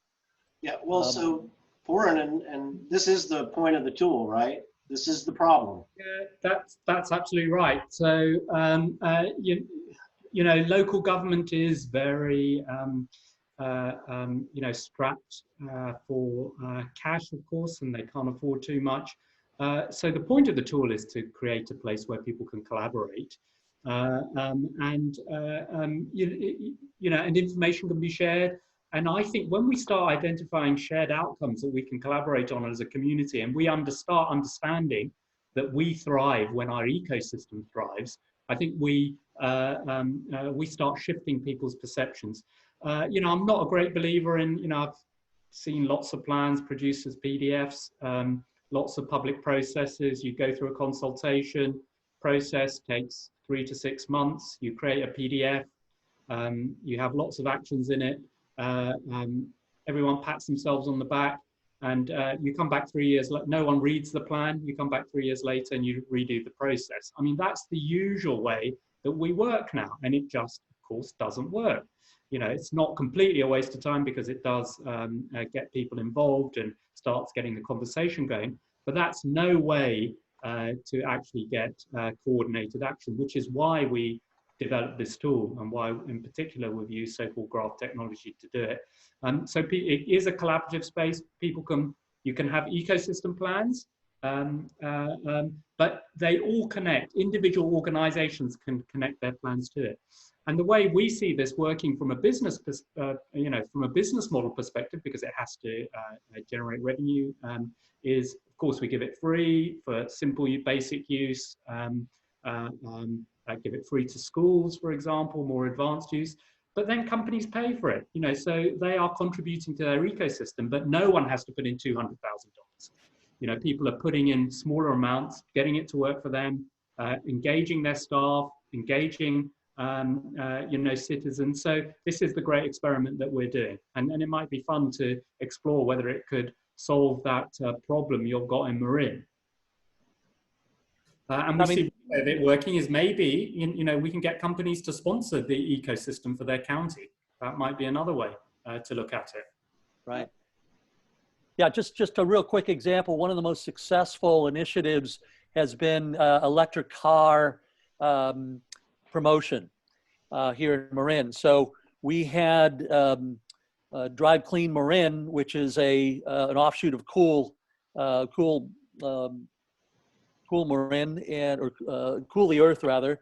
And that nonprofit's been going on for several years, but they spearheaded an outreach program that included a group buying of EVs through another, an organization that puts together discounts for EVs. We had, campaigns around demo days where we would get, 100 to 200 people and as many as 10 EV dealerships to demo cars and let people test drive them. So and promotion of incentives and the state incentives and all. But that was, this Carlene Cullen, she basically got, some grant money for that, but also got support of Drawdown in our infrastructure to promote these demo days and this big push. And I think it resulted in something like anywhere from 300 to 400 new purchases of EVs in the county over about a 3 to 4 to 5 month period. So it had some pretty good outcomes. But it did take some money. It did take money to put on that, those demo days, to coordinate, outreach and communications programs, pay for signage, pay for ads. And so this is why I'm bringing it up. And the reason why these plans sit on shelves is oftentimes, number one, is the people executing don't own the plan. And secondly, they get burned out as volunteers, right? Because you just don't do this stuff for that long. That is, free. We're all, none of us are necessarily retired or 17 years old. So there does need to be compensation allocated to these feet on the ground kind of efforts. Yeah, my hope, it's like, Chris, I can go with you for hours on the, boy, are we underserved from the finances of the community at large for our promised return, right? It's like almost everybody in this chat has volunteered hours and hours and hours and hours of time to communities. But I think that's why we're here having this conversation now, is because we ask ourselves, how do we leverage all that work we've done to be something greater? And, if we just look back at, like CEO roundtable announcements, we know that the big business and big people are coming. We know that this space of living within the means of our planet, addressing climate change, is no longer outside the norm, except for in half of Washington, D.C. Like we have an anomaly, but I don't think it's long before that happens. We see cities passing climate resolutions now, and they're going to have to get behind those in a little bit as they spend more and more money not addressing the issues, right? So I would say that being in front of a problem often is an unfunded position, but I think that funding is coming, and I think that as businesses look for ways to leverage, their brand. I mean, look, I'm now in the data center space, and I can tell you, Amazon, Google, these are giant companies. They have really, really progressive sustainability plans, and they're laying them out there. And they're going to want the rest of industrialized America to join them pretty soon. And there's going to need to be ways for people to collaborate, to show their actions, and to make that really palatable for other people in the community. Brands more and more want to do it. And so I don't know how to get more money in the space. I only know that I have to keep working on it and to keep trying to find tools that are going to let the work that we've all done, and not me. I mean, it's like the food people, the homeless people. I want to see them in the plan, so in a community scale plan, so that people can support them. And I want that to be easy, and that's why we're here, right? And that's what I've looked for. We've looked at several different tools. I just keep coming back to this, and now that the OnePlanet.com tool also ports to a lens of sustainable development goals, I know Fortune 100 are starting to plan their GSR and CSR, GSE and CSR corporate social responsibility plans around UN sustainable development goals. We're seeing that activity. And so having a convenient way to show that you're active in those spaces are going to be good ways for funding. But I don't know the answer in the short term for funding. And it goes back to this belief that, oh my God, I was waiting for government to solve the problem, and they just don't have time to create the ideas. And so that's what I'm hoping we can get done. And you guys in Marin, Drawdown is fantastic. I mean, it's a great way to get real action on climate change. I think for some people, maybe it doesn't focus enough on issues like housing and food, and they don't see the direct correlation to their interest. But, you know, I'm an all hands on deck. We all get going and doing stuff. I haven't looked at chat in a while. Mike, is there anything in chat I need to do? Well, you know what's come up again, just because each flurry of chat, there's a little bit of a mention of food systems and food resilience. I know we're looking at the whole span, but for me, when I look at my local resilience bubble, food is the first thing I'm thinking about, especially when I'm here and there waiting in line for bread. Yeah.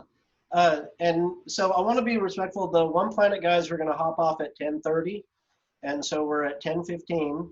And Ben had another video. Or Ben, are you still with us? Do you want to dive into that tool? Sure, yeah, I'm still here listening. Absolutely, yeah. So let me, if now's a good time, let me just share. So, and then I'll say this again. The tool is in the background for us as we start, but we are going to dive and put our community goals into the tool.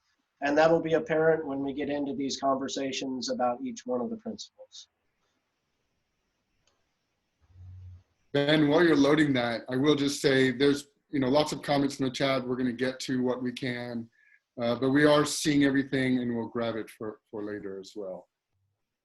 Yeah, Zeno, I think every community needs an action plan. So, maybe they're by bioregion or by watershed. We had a tough time deciding whether we were going to try to make a North Bay plan because we know Marin has so much great activity, and could we leverage? We've tried to cross that border for a long time, but I think and Pooran's talked about this several times. We need community scale action plans, as far as you can kind of see with your eye from your house, for a lot of where well, I was talking about that if you really understand biomimicry, you understand that this idea of one plan is problematic. Sure, there's one planet, but can there be a plan for the one planet? Yeah, the transaction costs of a plan like that are huge. Yeah, so biomimicry shows that biodiversity is interacting entities, organizations, and so to think that we could have a plan for the county that unifies all the plans and all the people that are working on things, it kind of goes counter to the whole, what can we learn from nature? So sure, we need to think about how do we interact with all these groups that are already there, and what can we add to that, and what is needed. But is there a super plan? That's kind of what I'm, as a philosopher, question here. Yeah, I don't think we're trying to create a super plan. As a matter of fact, that's not really what the tool does. What the tool does is said, we do have some agreed upon outcomes. Like we could say, we don't want to see anybody sleeping outside in our community.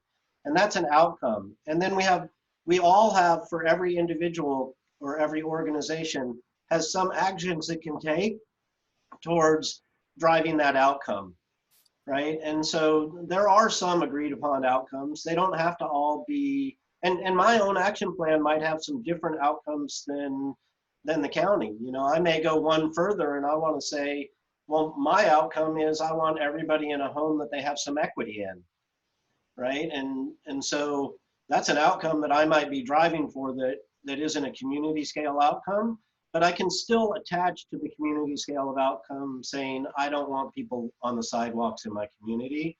I don't want them to have to live that way, right? And so I think that's kind of the goal of collaborative efforts, but every entity has their own action plan, own actions to get to their own outcomes. Ben, are you still with us? Do you want to do this? Sure, yeah. So I think, yeah, on that very note, so the first video I showed was about how you can develop, you know, the strategic Sonoma outcomes that, you know, have already sort of been set out, critique them and add to them, and develop those as your ecosystem plan. This second video is, as we're just discussing, you know, once you've got that sense of direction, this is about how all the organizations, smaller communities, even households can use the platform to set their own action plans that then contribute to achieving those outcomes. So I'm just going to play this and talk to it. So this is, you know, we invite you to after this session to go and sign yourselves up with a free account on OnePlanet.com. So this is just kind of going to run you through how to do that. It's very easy to use, but you know, reach out if you have difficulties. So yeah, there's a, you know, top right, there's a simple sign up form which sends you a confirmation, which you just click and confirms your who you are. You read thoroughly the user license agreement and sign up to those. So once you're in, similar to what we saw before, you have your profile, but this time you've got an organization rather than an ecosystem. So we first invite you to, you know, give yourself a photo so that, you know, we can build a bit of a community here, you know, people you recognize and get to know some new faces. So you have your own individual profile. You then may have an organization that you represent. So, you know, I just pretended here that, you know, I'm a yoga instructor and this is my yoga studio, which is my organization that is going to contribute or play a part in strategic, you know, in a OnePlanet Sonoma County. Likewise, you know, give your organization a personality by adding a logo license. Like that. And then finally, the most important part is coming to your plan. So generally you'll choose an organization plan. You can also choose a project action plan, which, you know, could be something that's in development. But generally, I would imagine most of you are representing an organization. And then it works very similar to how you saw the ecosystem plan, where you in graph view is where you start populating your actions. So again, yeah, you add a nice logo for your action plan to kind of bring it to life and give it some personality. So now we'll just jump in. So one thing that Pooran or us will do is we'll then invite you and your organization to connect to the ecosystem. So once that's happened, you'll see a notification and you'll be invited to connect. Once you've connected, that enables you to then I can get someone to mute. There's a lot of background noise. Sorry. We've got that now. Thank you. Continue, Ben. Thanks. So yeah, once you've been invited and you've accepted the invitation to connect to the ecosystem plan, you'll then be able to, in your graph view, go in and connect to strategic Sonoma. And you can pick one of the outcomes that have been set as a shared outcome. So I'm going to pick here to educate and support our workforce as an outcome that I want my yoga studio to contribute an action towards. So this is post-COVID, post-social distancing. I'm going to offer free hugs to improve our health and happiness. And my indicator for that will be the number of hugs that I give out. And that is so yeah, as well as setting indicators to measure outcomes, you can also set indicators to measure your actions. And you can go in and you can add data on how you're progressing against your indicators.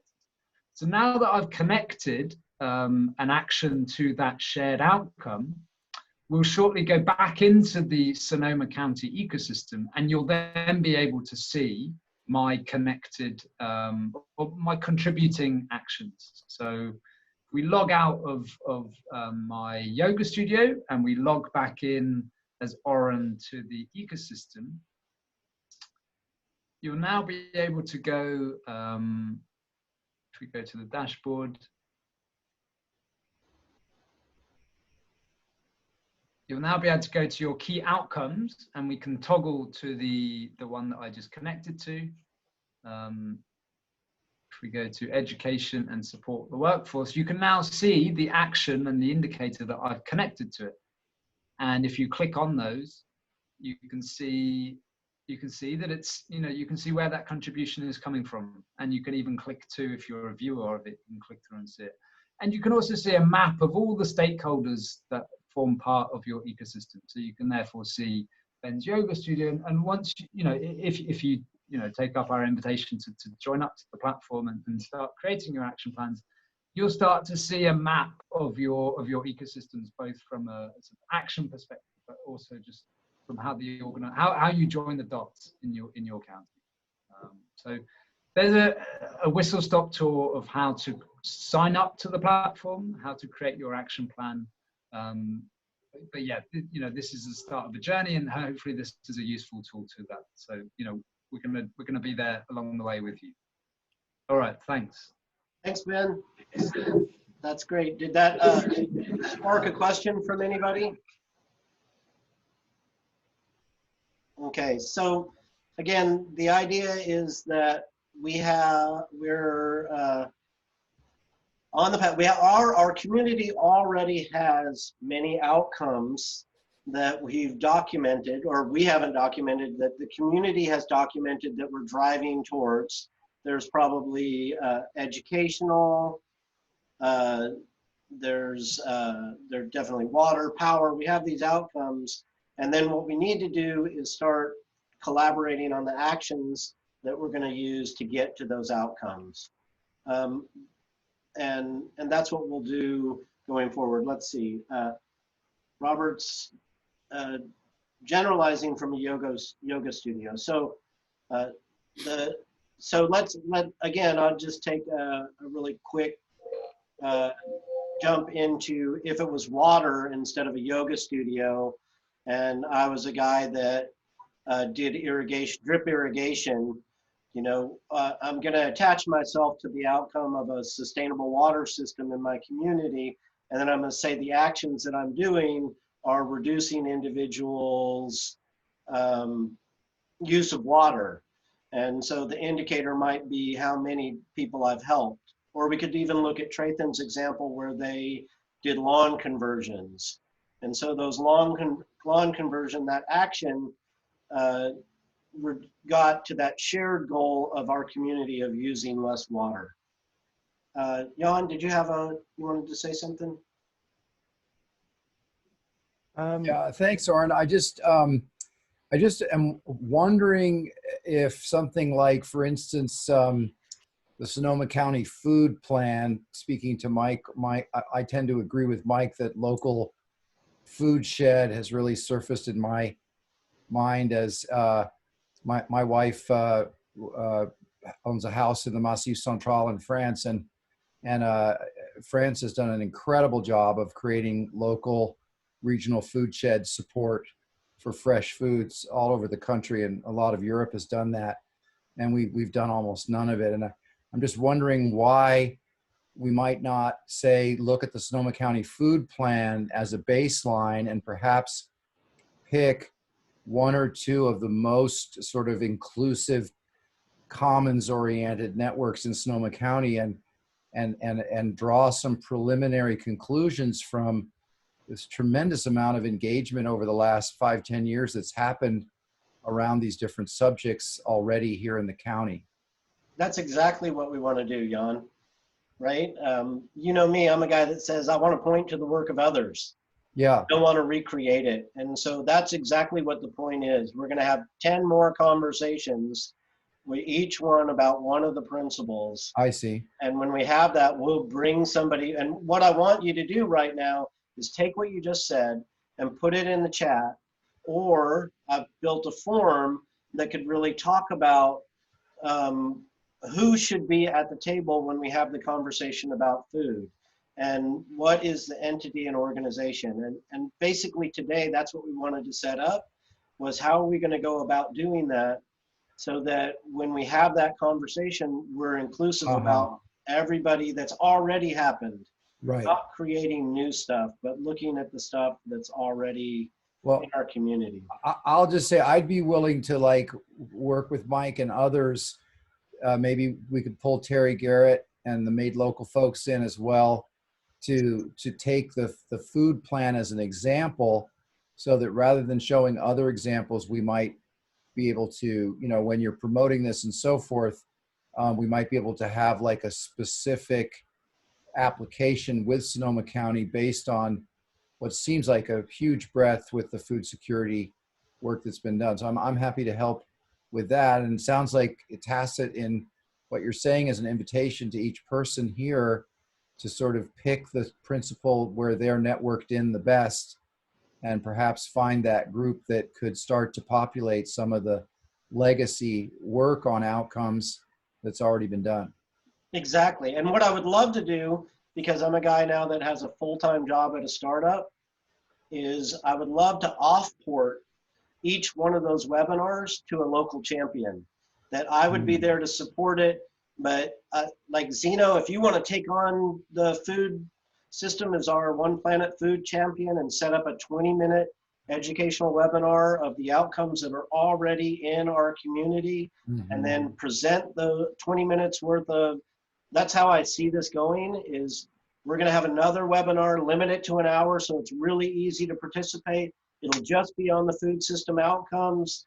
That in that situation, unlike today, we will already have to, you know, built a catalog of outcomes, and then we'll hop on here and we'll have a 20-minute presentation about the outcomes that are already in our community. That way they have buy-in. I don't want to create some new outcome that I try to force people into. I just want to scour the community for the things that are already there and get them into this tool so that we're collaborating on them, so that the people that are working on water issues can really quickly find out what's happening in the food issues. And so that we're sharing these, we have these shared goals for our community. And that's the real hope. I just put a link into, it's a Google form where you can sign up to be a champion. That will be the next thing that goes out to the community. Hey, do you want to be a champion around one of these OnePlanet topics? Because I don't want to be the champion for 10 topics in our community, right? I couldn't be. I wouldn't be very good at it. I can't know that much. That's why we have a tool to get it all into one place. But we do need 10 champions to lead each one of those conversations. And that's what, there's a Google form that I just put in under forms. You click it, it just asks for your name and your commitment to be a champion on that space. Then you'll be involved in the dialogue when we get ready to have that webinar. And I don't know if these will happen weekly or monthly, whatever. Whenever I get a great champion that is ready to do one of the conversations, then we'll put it out to the community, we'll have it, and we'll create that shared outcome. With the goal is that after we have this is our first event, when we have our 12th event, we will have kind of a community ecosystem, and hopefully we'll have, you know, many people already signed in by the time we get to the end, adding their actions that are helping us get to those goals. So thank you, Oren. That really answers my question. My only other thought is that at Credo, among Marika's students, and maybe with Judith at Sonoma State, there might also be sort of student interns who might be interested in supporting the different principals and being part of that and just engaging the youth in these groups as well. Thanks for everything you're doing, and Pooran, great stuff here to simplify and make this accessible. I'm just thrilled to be part of it. Thank you. Awesome, Jan. So and I don't have to, like, again, this is a great time to tell me that I have a chaotic and unsustainable plan before I start executing on it, right? And so I do hope to get more help on how to manage the digital thing. I'm still really struggling with being the presenter and the manager. Hopefully by having more people spend more time talking than me, experts in each one of their fields, that'll relieve some of it. But I promise, my commitment to you is that I will get better at this. Hey, Oren? Get rid of your background. Yeah, Oren? Don't have a background. Oh, okay. Make your face look ghostly. No, I'm just ghostly. Yeah, no, you're not. You're a healthy looking guy. But it's you need really a video card that is very powerful, I think, to make it work. And most people don't have that. And it also, well, if it doesn't work, it kind of makes you show your living room or wherever we are. Yeah. Thanks for that feedback. Maybe I'll get a more glamorous living room. Hey, Oren, can you hear me? This is Chris. Yeah. Yeah, Oren, just a quick lesson. I'm happy to help you with lessons from Drawdown. Okay. We put in some digital tools in place and some governance and organizational structure. We made a lot of mistakes in the past couple of years, but I'm happy to provide some success stories. One thing is if Sustainable North Bay does want to be an organizing entity, and sort of in the tool, and I'm talking to you, Ben, I think right now is what we have found is a couple things that can really help coalesce and sort of provide some stickiness to this a network in a county. One is having a calendar that that has a coordinator that at least manages a little bit of the thing, but a self-serve calendar where your collaborating organizations can list their events, links to an Eventbrite sign up, ticketing, that sort of thing. That's proven to be a really, really good, solid function for coordinating, sort of these disparate groups around, let's say, the OnePlanet principles. The other thing is having some simple communication vehicles, whether that be, the social media platforms or an opt-in newsletter that someone owns and, is engaging and keeps everybody up to date. And then finally, just overall campaigns. Some of these efforts, whether it be, food systems or lower carbon or addressing homelessness, need sustained campaigns of awareness, access to capital, that sort of thing. So, Ben, if we might not have seen it all, but if you could potentially provide some tools or utilities that would facilitate those things, I think you'd find them really valuable. Oh, you mean like the ability to go from the OnePlanet tool, have calendaring inside the OnePlanet tool? Yeah. So if the entity is Sustainable North Bay, and that's the organizing entity, and you indeed want to have organizations that want to contribute, overall, or they want to contribute just to housing or just to low carbon communities or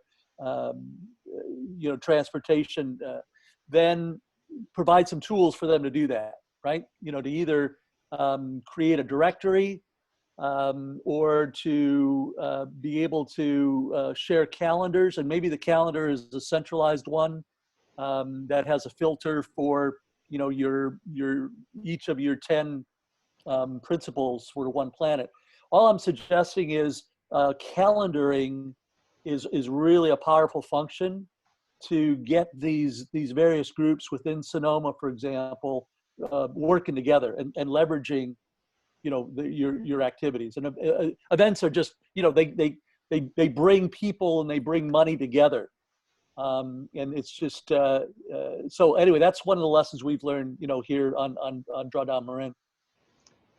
So I appreciate that comment, and I want to address it, but I also told the OnePlanet team that they could bugger off at 10:30. And as our conversation evolves more and more into just our local needs. I thank you, Ben. Thank you, Pooran. Thank you, Jan. You guys can stay around if you want, but we are going to granularize down into kind of our next steps. We'll definitely, bring you guys into what we're doing, but feel free, and the same for everybody. I know we all got a lot going on, but I'm going to stay here with Chris and address that topic of calendaring. And I wanted to address, there was a topic about, a question about our decision-making process. This network's process of decision-making, has a network agreed to move forward? I don't have an answer that I like there, but I'll give you the answer. And Robert Gerling, Ray Lucchese, and Judith Ford and I make up Sustainable North Bay. And when we started as the four of us meeting in 2017, we actually intentionally reduced our decision-making process so that we could focus on what we really wanted to achieve. It was a new time for us. And so our decision-making process is pretty lean, but we're open to all sorts of ideas. And so this is kind of the one in our conversation. Judith Ford is doing a thing called North Bay Forward. It's a very successful weekly webinar, fantastic conversation. Ask me and I'll send you a link, put it in the chat. I will get to all the questions in the chat after this is over. It's hard for me to do both.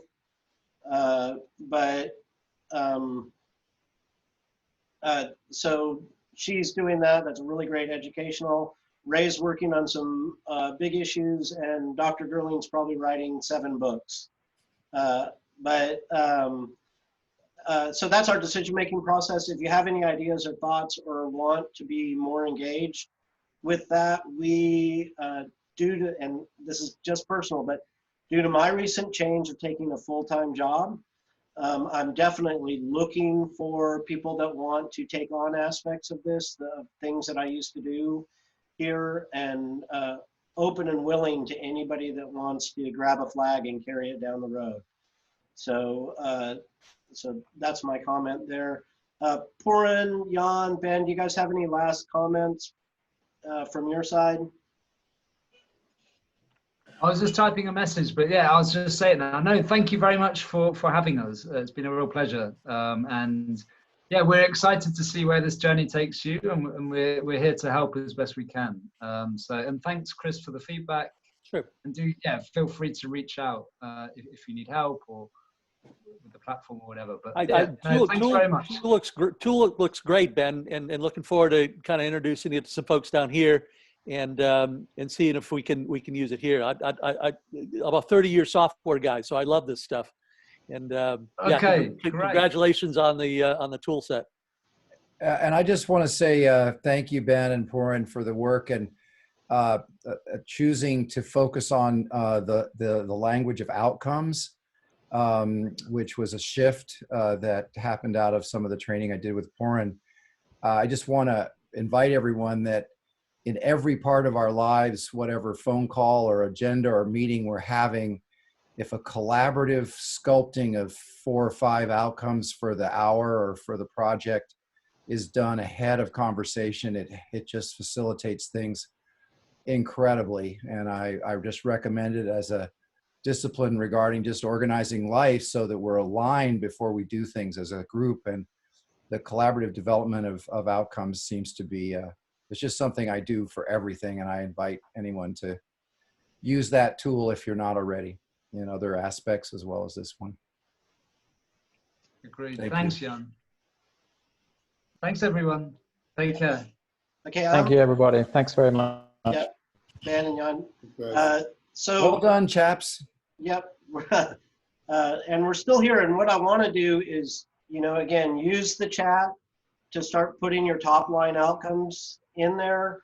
The OnePlanet guys put outcomes from Strategic Sonoma, which is an economic development plan. They found 7 outcomes in there that they put in to start us off. But Strategic Sonoma is a very narrow view of our community from the Economic Development Board. So I want, lots of activity in where we can find them. I go back again to this Google form that you'll see me sending out a lot. And that's about people asking, not asking, but making a commitment to participate in helping us drive community outcomes and the actions it'll take to deliver them. And that's where we headed, through this process. That's where we're trying to get to, is a load of people documenting the actions that they're going to take. Anybody else comment? Yeah, Oren, are we doing things orally or just through chat? Well, if you tell them to me, I won't remember them. But if you type an outcome into the chat, it'll be saved, and then we can document it and go back. Chris, you can always send me an email. Ultimately, it's just really the point right now is to get people thinking in terms of that outcome language and how those outcomes are shared, right? So we can share an outcome and then have individual actions that drive us to it. And that's really getting that language and people figuring out what we're really trying to do, right? But I know you have and so this is, again, we were doing a Sonoma County scope. And my guess is now that they're not here, I'll volunteer up the OnePlanet crew to do this for Marin, right? Yeah, yeah. So yeah, it's not as if we're looking for yet another initiative here, but right. I think they're I love the OnePlanet frame, and I think it's it's nicely codified. There are success stories around the world. There's success stories right here in the North Bay. So I like that, and I like the idea of the various myriad of projects that are going on by our nonprofits or agency initiatives that can fit and can be mapped to those 10 and offer a sort of a coordinating framework. So I like that idea. Right now we've got a lot of emphasis on carbon. That's been the unifying sort of principle. Yep. We've kind of tried to juggle things and somewhat force feed some of our other initiatives to fit under carbon. It doesn't always work. Does homelessness, for example, does it really fit into a carbon frame? Not that well. So that's why I like the expanded view of the OnePlanet. What I've been talking today, Oren, is around, how do we use the tool? How do we use, your vision of OnePlanet in a more of an operational role, right? Can we, I've been coming back to Drawdown only because, I've seen a 2-year trajectory of that. It's a county-wide effort. It's some big ideas. It actually brings in over 300 organizations. And so it's been, pretty unwieldy, but there's been some successes around it. And so it's the only example or the best example that I've seen at a county level, right? That is a little like OnePlanet, right? In its expansiveness and its ability to herd the cats and get some resources allocated. That's why I've been bringing it up. You know, I hadn't thought about it until just now, but there's probably an opportunity to put a drawdown lens. You saw how he said that there's a sustainable development goals lens, and there's a OnePlanet lens. There's also planned to do a B Corp lens so that your B Corp can go in there. So there could probably be a drawdown lens. I have a feeling that it would be operating, like you said, mostly under the principle of zero carbon energy, right? That would be a big piece of it. It would probably fit under materials and products a lot too. But you could probably add a lot of value to the OnePlanet ecosystem as far as the carbon space by adding a lot of actions that are happening. Again, this is the idea, right? Is if Marin had an action plan, even if it was super heavy on carbon reduction, then and they published it, any other community could look at that model and say, wow, look at what Marin's doing. And that's the point of public, of posting the plans in a public space. Jan? Yeah, I just, Chris, I love your question. And in working with this over the years and the various kinds of things we've done, the most operationally relevant thing I can think of for this method is in supply chain management, that companies that understand the ecosystem of their supply chain could definitely use this as a way of having a standard of creating, and those can link to internal operational efficiency, vendor management, and a bunch of other sort of business sides. So I do think trying to find ways that the business community can actually achieve its existing mandates using this tool is a very, very worthwhile area of inquiry. Also, of course, you know, the many nonprofits and activist groups and,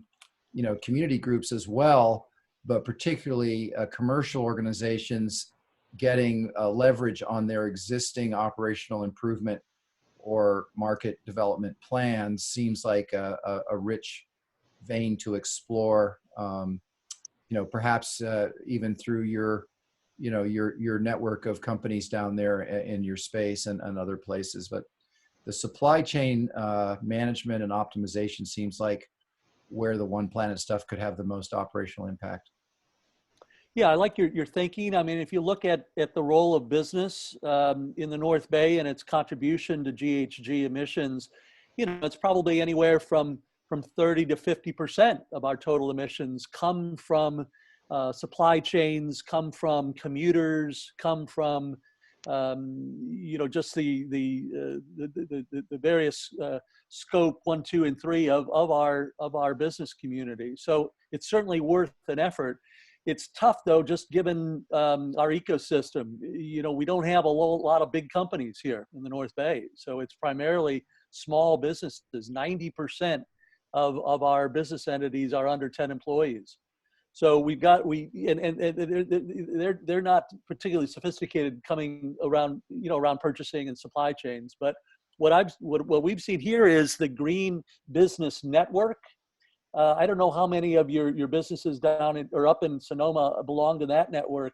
In Marin, it's about 500.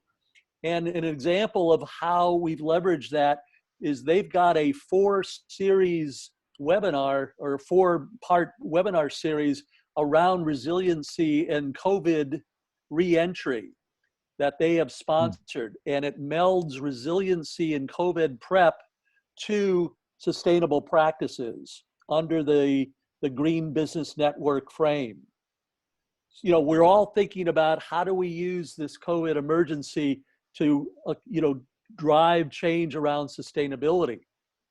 And we haven't really figured that out because we're in such a rush to get back to work.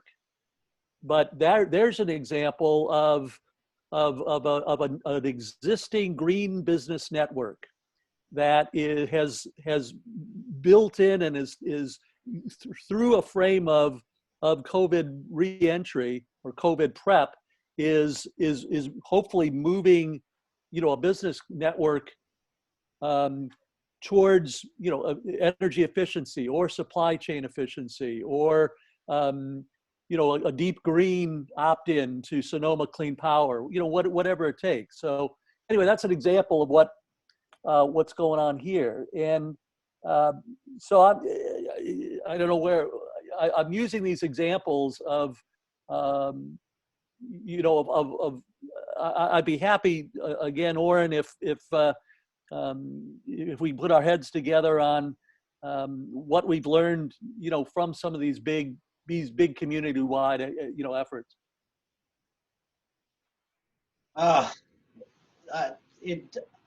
Iteration.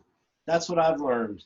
Yeah. Keep going, try again, be willing to fail. It's the same thing you learn in the startup community is, you know, gather together your band of people that have like interests, try something out. Don't be too attached to it if it doesn't work, so you could try something else new.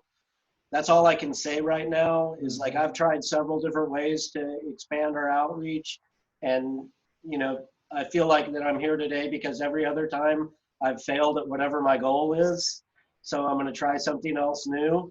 And, you know, that doesn't mean I failed because I've had tons of successes along the way. Sure. It just means that my goal, you know, the outcome that I want isn't there yet. And so I've shifted now. Instead of asking government, you know, again, I want to be a resource for them. I want to give them the ideas. I look at them now, I have much more empathy and compassion than I did in recent iterations of who I was. You know, and it's kind of an interesting path actually to go. I used to be mad at big business, and Gil Friend helped me cure myself of that.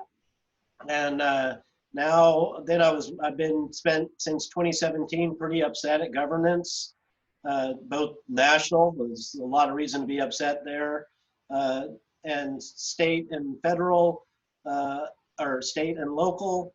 And now I just realize those are humans, and you know, they need to be supported. Just like maybe being a new dad has helped me learn that they just can't help for what they don't know or the skills or capacities that they haven't developed yet. And that I think that that's where we can really step in and provide some guidance. I see leaders in the governance space looking for solutions, not being able to have enough time to provide them. Mm-hmm. And so I think that that's really what our goal is. And I don't think those have to be very heavy. Like, I don't think we have to bring fully baked ideas to them, but I think we have to present it in such a way that says, here's something that if you attach to, we can build some momentum with you. And that's the way, I think that government needs to be engaged, and then let them do the things that they do to figure out how to fund that and make it happen. And I think Drawdown's a great example of it, right? At some point, somebody from the outside went to the governance and said, hey, we need to focus on Drawdown. And they did it. They got it together and they got some focus on it. And I guess that's what I'm proposing here. And then as far as our local organizations and how we organize, boy, calendaring that you mentioned, for sure. But you have to go to like 9 calendars to find it all. Is there a calendar to rule it all? Mm-hmm. Who has it? Who chooses how the events get up there so that we can trust the calendar? That's a manpower event I haven't figured out. I tried an open calendar once. I made a calendar that anybody could submit to, but I had a feeling that some people weren't using it because it wasn't getting filled up with events. And so then I started filling it up myself with other people's events. And that became a really, an interesting challenge because it became events through the lens of Oren. And so I think I think maybe that's the one thing that local governance really could do is hold and curate the calendar of events around the space. Mm-hmm. So that there was kind of one place to kind of go look at. And it seems like that would be a lightweight task that they could have to provide community calendars. And maybe that's the first thing we need to do then, is go to government and say, hey, you know what we really need? Is we really need a great community calendar so that we can figure out what we can do. Especially if we offered them the tool so they could just implement instead of having to procure and spec and do all that stuff. Yeah, see, there you go. Yeah, it's right. It's going to get into the government hand, and then it's going to need to slow down because it's going to need to be in 7 languages, and you know, it's all going to have to be vetted before it can go out there. So I don't know. Well, you're right about calendar. Could I just mention greenchange.net has a calendar with events of all kinds of organizations. You can go to greenchange.net, their calendar. And also something that we've been working on with that organization is to essentially share links of calendars between community organizations. So, you know, that way there isn't an issue about what gets on whose calendar. People can have their own calendars, but they can list other links to other calendars. And, you know, you might check out what is started there as a possible groundwork. That's great. I am going to go look at it. And Oren, you know, obviously look at Drawdown Marin's calendar also, and that's managed by Alex, our Drawdown coordinator, who works for the county, and it's, you know, it's low carbon oriented, you know, so it doesn't have a whole lot of wouldn't encompass you know, housing, for example, or necessarily a lot of food other than waste and organic based emissions. So, but you know, it's an example. And the other thing, Oren, I wanted to just share with you is, you know, to create a database of organizations in Sonoma, and filter and you can do this with a Google form. I'm happy to share what we put together, but it's you know, it's just basically a Google sheet that, you know, we worked on adding organizations, and we sorted by, I don't know, 7 to 10 different types of sectors. So we had agency sectors, or business oriented, or faith-based organizations. Or you could organize it, even have a secondary filter around each of the 10 principles, you know, if that makes sense. But it's populated with about 310 organizations within Marin, or some of it's regional. And it's got the name of the organization, the sector, it's got the ED, it's got the sort of the drawdown connection. So if Michael, if Mike had entered that name and was the key contact between Sustainable North Bay and the organization, he would be important, sort of part of the connection, right? Because he's got the personal connection, you know, with that ED or with that leader. So we wanted to make sure that that connector was part of that database. And then we actually distributed a little form to the top 50. And we said, what's your mission? How would you like to be active in this OnePlanet initiative? You know, and who are your top contacts? And so that's a work in progress. It's not perfect. It does need to be managed, but at least the form is there. And if you've got enough people feeding it, it can be pretty dynamic and a really useful networking tool. Hey, Chris, this is Mark. I've been working on basically a parallel project. If you go to Bay Area climateactionmap.org, I've collected about 650 organizations around the Bay that are involved in climate action. We've got a geographical map. I've got a searchable directory. I've got a profiles page with mission and description. And then we've also got a system diagram, a Kumu mind mapping connector thing that you can rearrange by, you know, organization by county or by tags and so forth. And it's still under development, obviously. I'd love to, you know, bring your data in or share my data with you and so forth, because I think mapping is a real critical tool, finding out who's doing what, being able to search and get, you know, information. What's the URL again? Bay Area what? It's called Bay Area Climate actionmap.org. Throw that in the chat, will you, Mark? Yeah. Oh, okay. And I am working with Leslie on that. Let's see, www.bayareaclimate action map.org. Okay. Anyway, check that out. Did that come? Yeah. And I'd be happy to collaborate, share information, so forth. It's being driven by my Salesforce system, and we've got a Google Doc, that we feed. So there's also the technical background that I'd love to talk with you about. Great. Sounds like a cool system you put together. I'm seeing Leslie tonight, actually.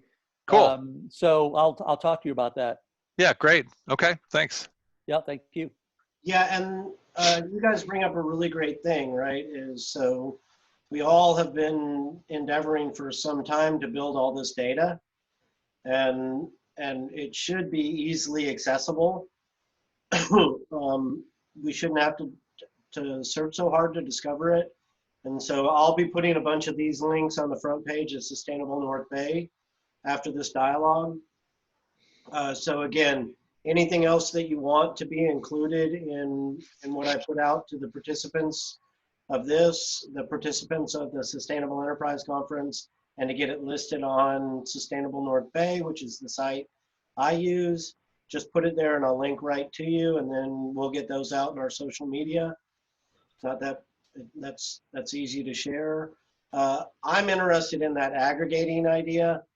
Like, how is it easy for Marin to learn? And I think that's what happens in Sonoma. I think, it's like, whenever I think about it, I always look at Marin and I think you guys are so far ahead of where we are in Sonoma.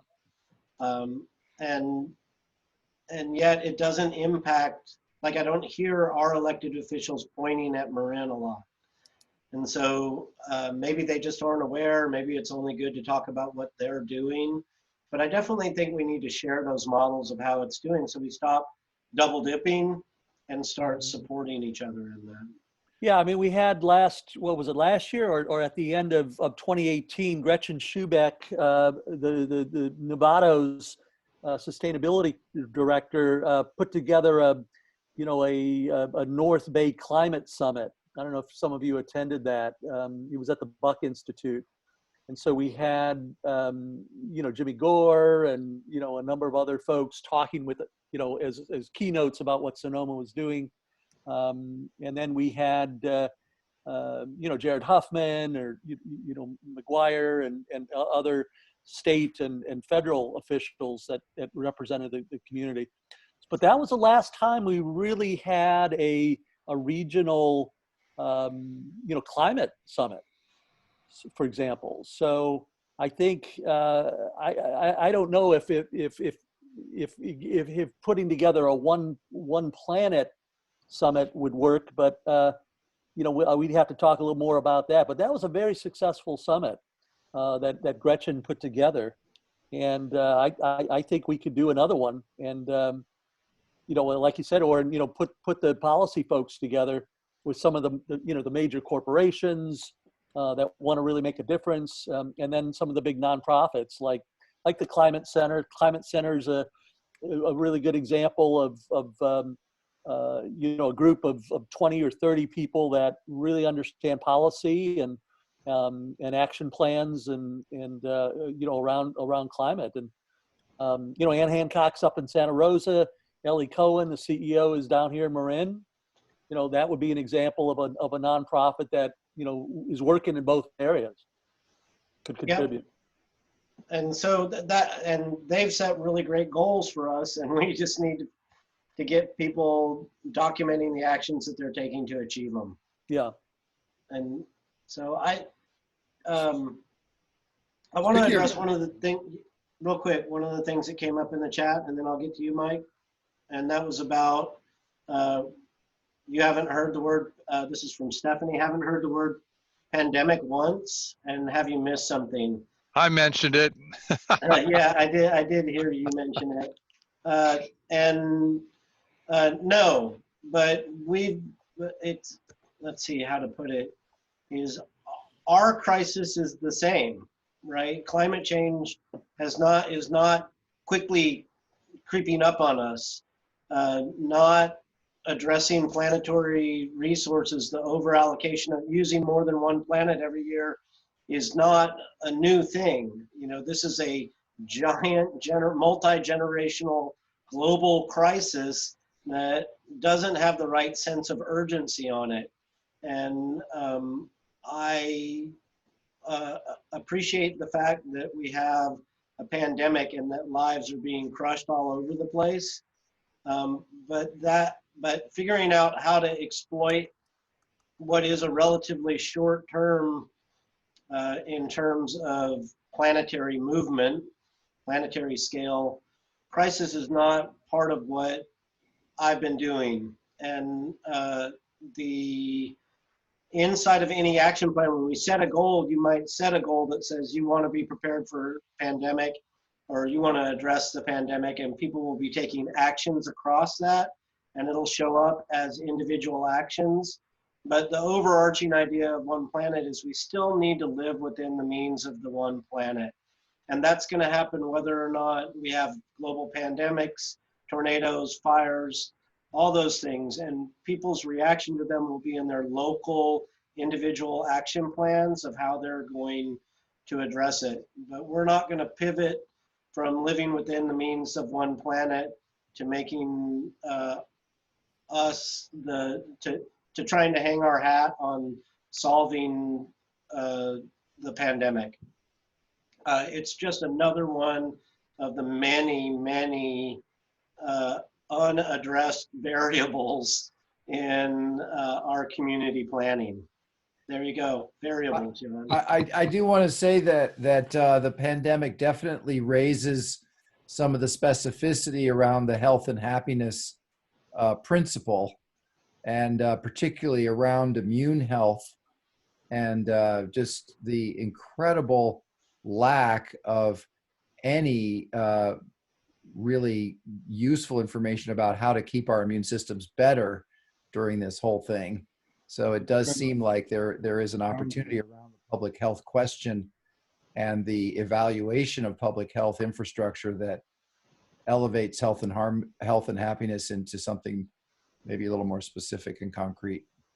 You know, one of the things that's come up in a number of discussions that I'm having in another context is that you know, the virus has sucked the air out of the room in terms of climate action to a certain extent on a short-term basis, number one. And number two is that it sucked the money and resources out of everybody's budget for the next couple of years. And that's going to be really difficult to deal with in terms of, you know, finding public agencies and so forth to commit funds, and people to even invest in simple things like putting something, you know, solar panels up or buying an electric water heater. At the same time, we've struggled with issues of social and political will, and I'm encouraging us to adopt more the phrase social and political commitment to change. And I think that there's a lot of evidence to say that the public has really gotten it in terms of the virus and what the appropriate methods are to respond, and how we can all act together and so forth. And that's why I made those points early on. I think we really do have an opportunity to connect the dots and tell people and to encourage people to view this as climate action is actually a more potentially serious, has more potentially serious impacts. It's just, it's more like the, you know, the toad in the pot of water. It's happening on a slower pace. But helping people connect those dots in terms of all those stages, listen to science and all those things. I think we might have an opportunity to adjust our messaging, because so far the messaging is reduce, cut down, stop, You know, I think the messaging could be, here's the science, you know, and we also, you know, one of the recommendations I have is that we need to promote trusted leaders as spokespeople, and the other side has their, you know, spokespeople and so forth, and very clear messages. We don't. We're you know, unfortunately, we're a bunch of Democrats, and Democrats, you know, it's like herding cats, and I won't go any further than that. It's nuts in terms of getting consensus. So anyway, that's my pitch for engagement. Stephanie? Yeah, I just wanted to clarify that I didn't mean that we should let it upstage the larger problem of climate change. It's just that it's changed. The pandemic has so many implications for how we can function in the future. I mean, look at us here, we're Zooming. There's just so many aspects to it. And I just was surprised that it didn't come up as a change factor in how we're looking at our work, you know, that it's really showing a lot of things. For example, it's shown a tremendous amount about the food chain, which we take for granted in this country. And now we can see how easily it can collapse. And that's just one thing. So I just wanted to correct that I didn't want to shift the conversation from climate change, but I think that we need to look at the relationship. So yeah, thanks for your comments. Absolutely, Stephanie. And I think that for all of us, there's no doubt that this has changed, you know, our actions, what we're going to be able to do. But I kind of go back to, we had a food crisis beforehand. It just wasn't as affecting as many people. You know, as long as there's 10 starving people in my community, I have a food crisis. And so the scales of things have changed, and our operating procedures have changed. But let me ask you this, have our real long-term goals changed that much? Well, I don't know, but if that the goals have changed, but the process, I mean, you know, maybe you knew there was a food crisis and other people here knew that, but in general, we just take our food for granted here. And this has been a real shock for a lot of people. And since that's the area I'm focused on, I've been noticing, you know, some of those implications, and down the road, it is expected to worsen. So it is a big difference if there's 10 people in your neighborhood and it changes to 200 people in your neighborhood. The pressure on the system and the suffering of the community, that plus the whole situation in the economy and the limitations that puts on us. I just think it's worth examining the interplay here. And it could help us, but you know, hopefully it will help. Yeah. I'll go one step higher as well, because COVID is part of climate change in its way. Mm-hmm. Climate change itself is not the problem. It's a symptom of a deeper systemic problem in how we behave in relationship to the world. And so that's one thing that I do love about the OnePlanet, is it allows those conversations to come in too, about who we are as people and how we relate together. It does maintain a business frame to some degree so far, but ultimately we need to be talking about organizations and how people are working together toward these common goals, because the behaviors that are creating this problem and accelerating it are market-based behaviors. And I would point to capitalism underlying that. Now, maybe there's conscious capitalism and that's our solution, because capitalism is where the power is. But I do like to remind us that climate change is a symptom of our more common behaviors. I'm gonna make I wanted to mention earlier about Drawdown. I'm going to put a link in here. Drawdown and TEDx are doing a climate talk next month online. I'm just going to put that link in there without comment. And I saw Tom had a question. I'm just going to make one comment and then we'll go to Tom. And that's that, as Pooran said when we talked a couple of weeks ago, the real problem, and this was a tense moment, right? The question between science and values. And so the problem, as you know, some people see it, is not that we don't have the science, it's that we haven't made the value choices to address the issues in our community. And that's really what this kind of comes down to, is like, I have no doubt in the ability of humans to solve all these problems. if we choose to. We're industrious, we're capable, and we have a ton of resources that are right at our hand, right? And so we have to choose to make these priorities happen. Tom?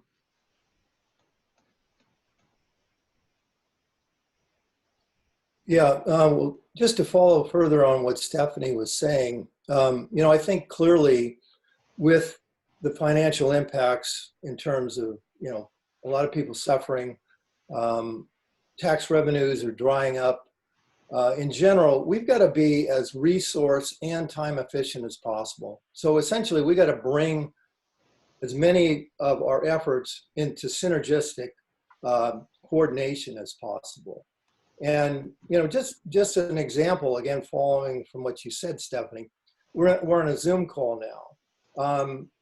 There are energy efficiency audits that are now being done on a Zoom basis. The Green Business Network, which Chris talked about, they're doing remote assessments in terms of green businesses. The same thing can go on in terms of assessing businesses that they've gone through proper clean protocols, they have their staff trained. I mean, the training can go on remotely.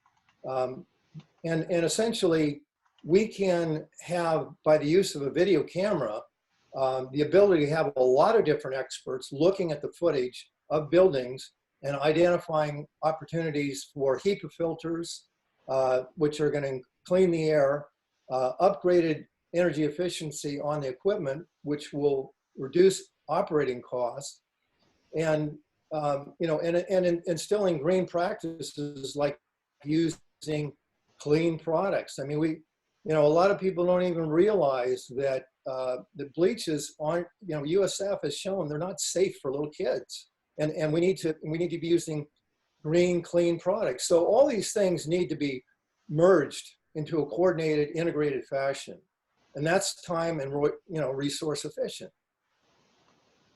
Yeah, good point, Tom. Same thing around commutes, right? We've got 90%, well, up to recently, 90% of our workforce in both of our counties have been working at home, and look what's the benefits of that, right? We have cleaner skies, less particulates, we can breathe easier.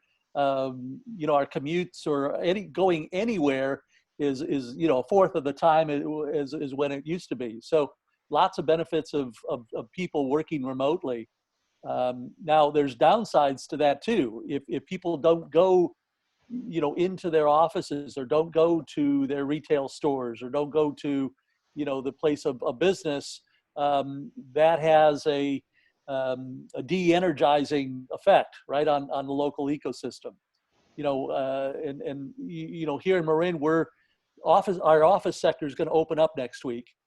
It's tied to the opening of restaurants also, and those two sectors are going to feed on one another and help one another, because when we go to an office, we go out to lunch, we go out to dinner, we go out for drinks afterwards, and that is bringing, presumably bringing business, back into retail and back into our hospitality sector, which will be really important, right?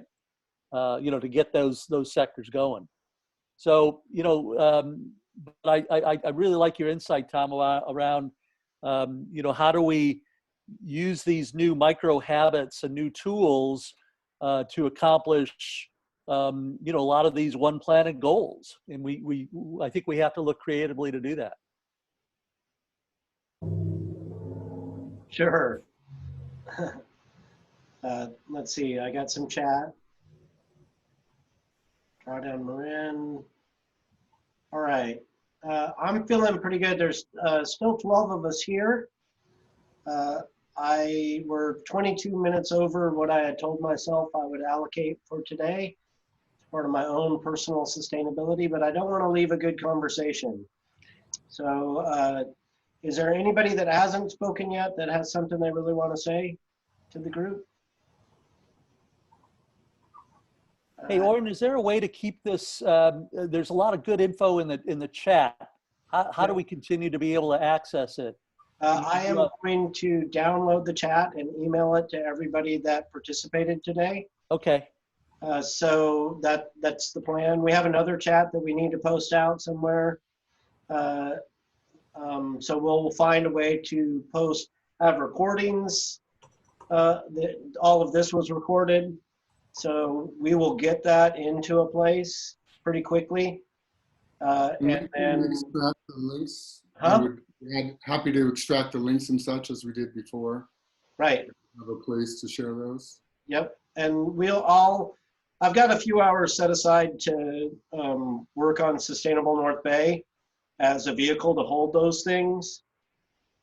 Just because I'm hosting these conversations, and I had to figure out how we're going to be really elegant about that over the next 10 with some collaborative space.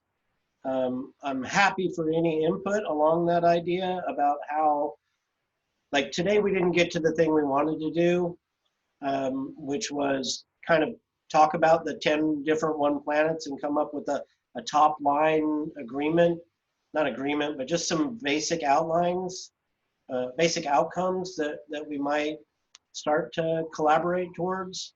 And so you'll see that in an email, and then we have to figure out what the actual next step is. And a lot of people want to talk about food systems. We have those experts. We just did a panel on food system.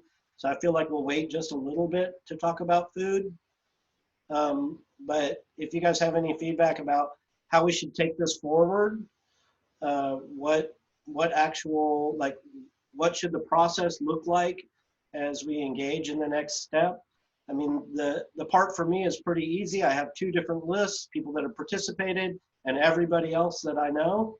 And so I'll communicate to those 2 different groups. Hey, we're going to have a conversation next about, and my plan was to start at the bottom, zero carbon energy, because there's a lot of activity, and I think it's a pretty easy plan for us to talk about so that we can build our skills in organizing and facilitating and make that happen.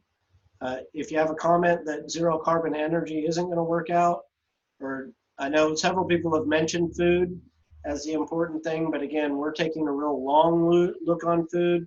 Not should we do in 3 months, I forgot to mention this, our scale is 10 years, right? What do we want to look like as a community in 10 years? And I guess I should make that really clear. What are the actions that get us to that goal in 10 years? And that's kind of like the goal of this coordinating effort. And so I'll stay on a few more minutes if anybody wants to give feedback on how we could do that better. Oren, do you have any experience in using Zoom, the breakout function? Yeah, but apparently I didn't turn it on. And okay. So I tried to turn it on in the middle, and it wasn't available to me to engage. Right. I think I would have had to close the meeting out and start it again.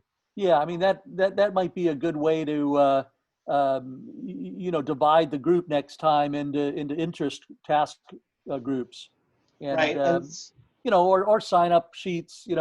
Put a Google Doc together, Google form, and say, hey, what areas do you what of the 10 principles do you have interest in working on as a task for us? That is the form that I put out a couple of times in the chat, and so I will promote that. Yeah. It's just all it does is ask people, like the only thing it does is a mission for the organization that they're going to present, and ask them to commit to carrying forth on that. And so you'll see that go out today to everybody that signed up for this, whether they attended or not, as like, hey, go ahead and make your commitment, because I need help, right? It's like I need help organizing each one of these 10 events so that it's not just me. I don't have the expertise on our transportation system. I have a lot of opinions, and everybody, many people have opinions, but so we need to organize each one of the 10, and that's really what I'm hoping for. Yeah, you've got a long and rich and lovely experience in dealing with these issues, and it can suck as much time as you could possibly give it. So I think the lesson, at least here in Marin around drawdown, and I think we had like 6 strategies, right? And these were from Paul Hawkins' book, Drawdown. The 100 that he sort of promoted, we took 6. It wouldn't be hard to take the 10. And if you feel like we want to do all 10, great. If you feel like maybe this first year you take 3 or 4 or 5, that may be a way to kind of make it a little more manageable. But we found that sort of these little working groups worked pretty well. They got experts together on a regular basis. They had a leader. They had minutes. They reported all the way up then to a steering committee. And they basically took on initiatives, and those initiatives might receive access to capital help, might receive some sort of expert help, might receive, actual proposal build outs and RFIs, RFPs. So that's the mechanism we used. I don't know how deep you want to go into, these task forces, but that's what we used. And as I mentioned, early on in the call, we've gotten to a point where we're constrained from a volunteer perspective and from a money perspective. These working groups have put together proposals that have been blessed by the steering committee, blessed by a couple of the supervisors sitting on that steering committee, but yet haven't been able to garner to the critical mass of people, to really execute, or the capital, to really execute these. So you're going to eventually run in, if Sustainable North Bay wants to really drive action, it's going to come up against those constraints, and it'll come up, within the next couple, year or two. I for sure know that. That again, that's why the plan is to not do the work, but to point to the people in our community that are already doing the work. Yeah. And they're already there. Yep. Like every one of these has 20 champions. Yes. And so we just want to, I mean, I've been talking about that for years, Chris. My best feature is pointing to the work that other people do. Right. And so I think that will make this an easier conversation, an easier wait for me. That's what I would say. Is like I can't lead all 10 conversations. Yeah. So Chris, and Oren too. Oren, I know I've mentioned it to you, but Chris, are you familiar with the Food System Alliance model? A little bit, yeah. I've heard of it. I participated in Contra Costa County here for about 2 years in the formation of that Food System Alliance, and it has struck me several times in this whole climate environment that model could be useful. And in line with where Oren's going with these sessions is that it's based on a carefully selected group of people that represent the entire spectrum of stakeholders. Number 2 is that the people that are participating are fully committed, 100% attendance and participation. Number 3 is the goal is to set up a safe space for discussion and clashes and compromise and consensus toward policy recommendations and actions. And I think Sonoma County has a Food System Alliance. I know I've seen the written report. It just seems to me that if every session, and we've seen this with forums and we've seen this with other things, where the membership varies all the time, people are catching up, people are throwing new stuff in terms of making forward progress versus a known group of people that represent positions, not necessarily themselves or just their organization.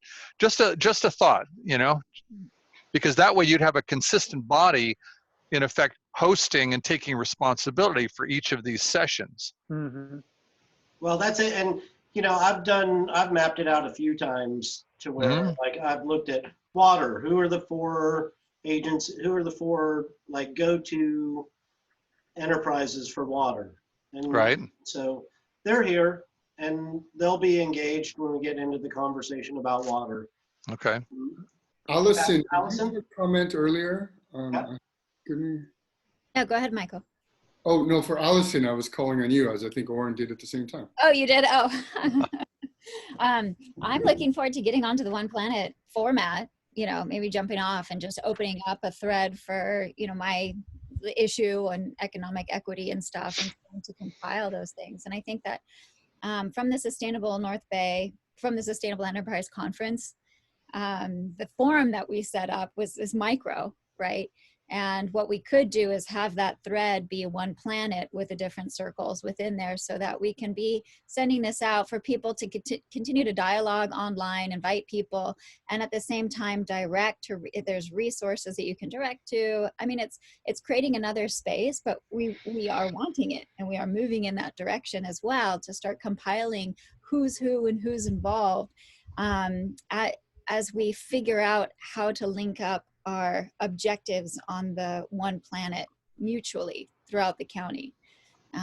That's what I'm thinking. So I kind of want to play with both of them, and that's what I'm proposing to the group, is to set up an online discussion site that has OnePlanet living as the overarching goal.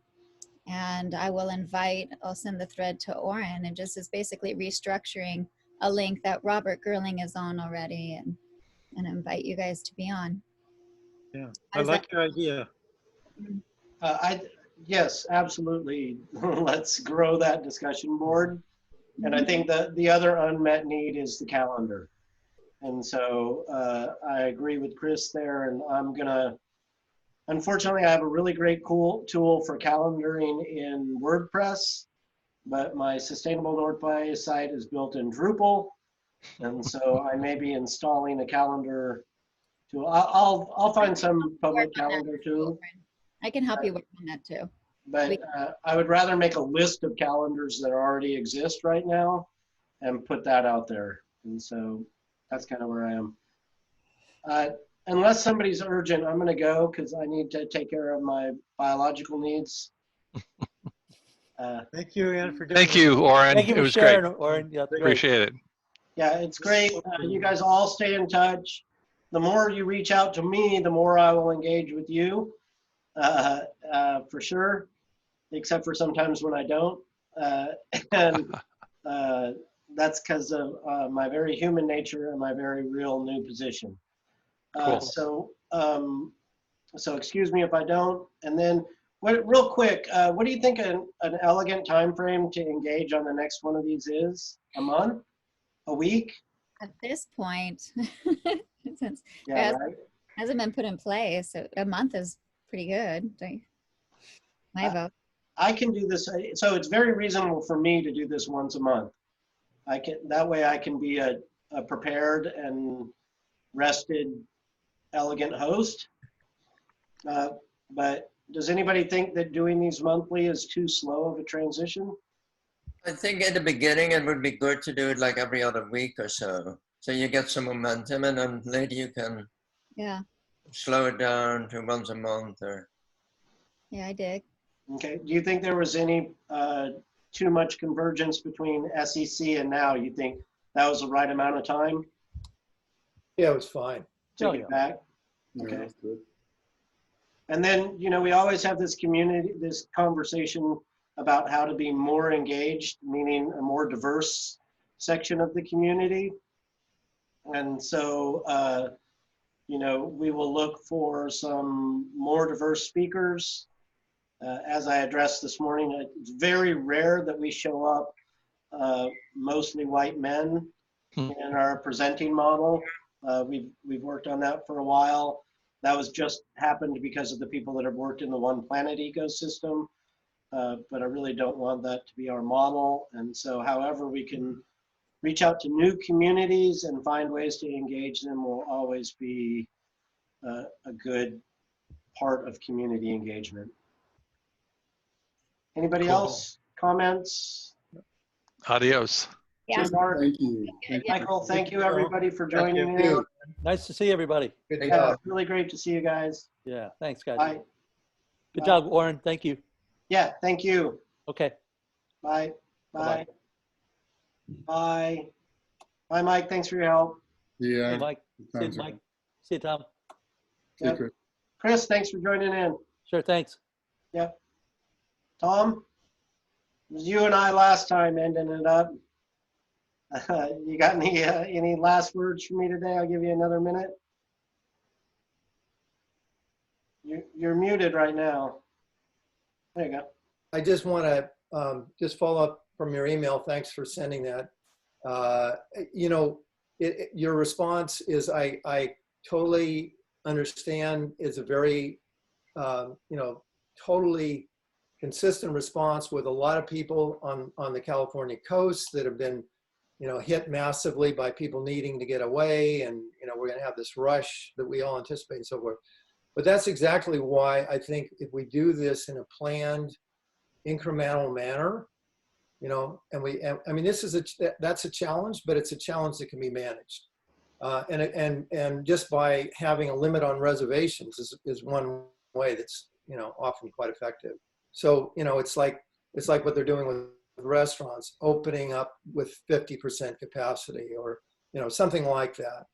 I just think that we don't want to rush into it. Clearly, I think we need to, you know, to do it. I talk about doing on a pilot basis initially. Let's do a few examples, try them out, and then from there refine it, and then, you know, little by little, rather than just opening up the floodgates. Well, yeah, and I wanted my main feedback to you to be how fantastic it is to have a plan, right? And that it is very important that it, because the sound I heard from tourism was that, you know,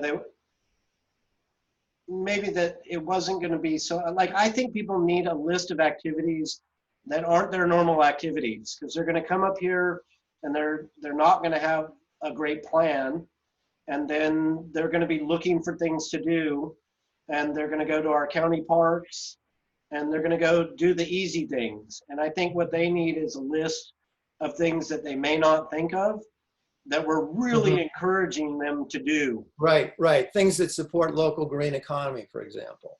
Right, but things that aren't just like the typical stuff, so they're not going into 4th Street and Santa Rosa and standing around disappointed because they can't get something to eat, so then they're creating tension.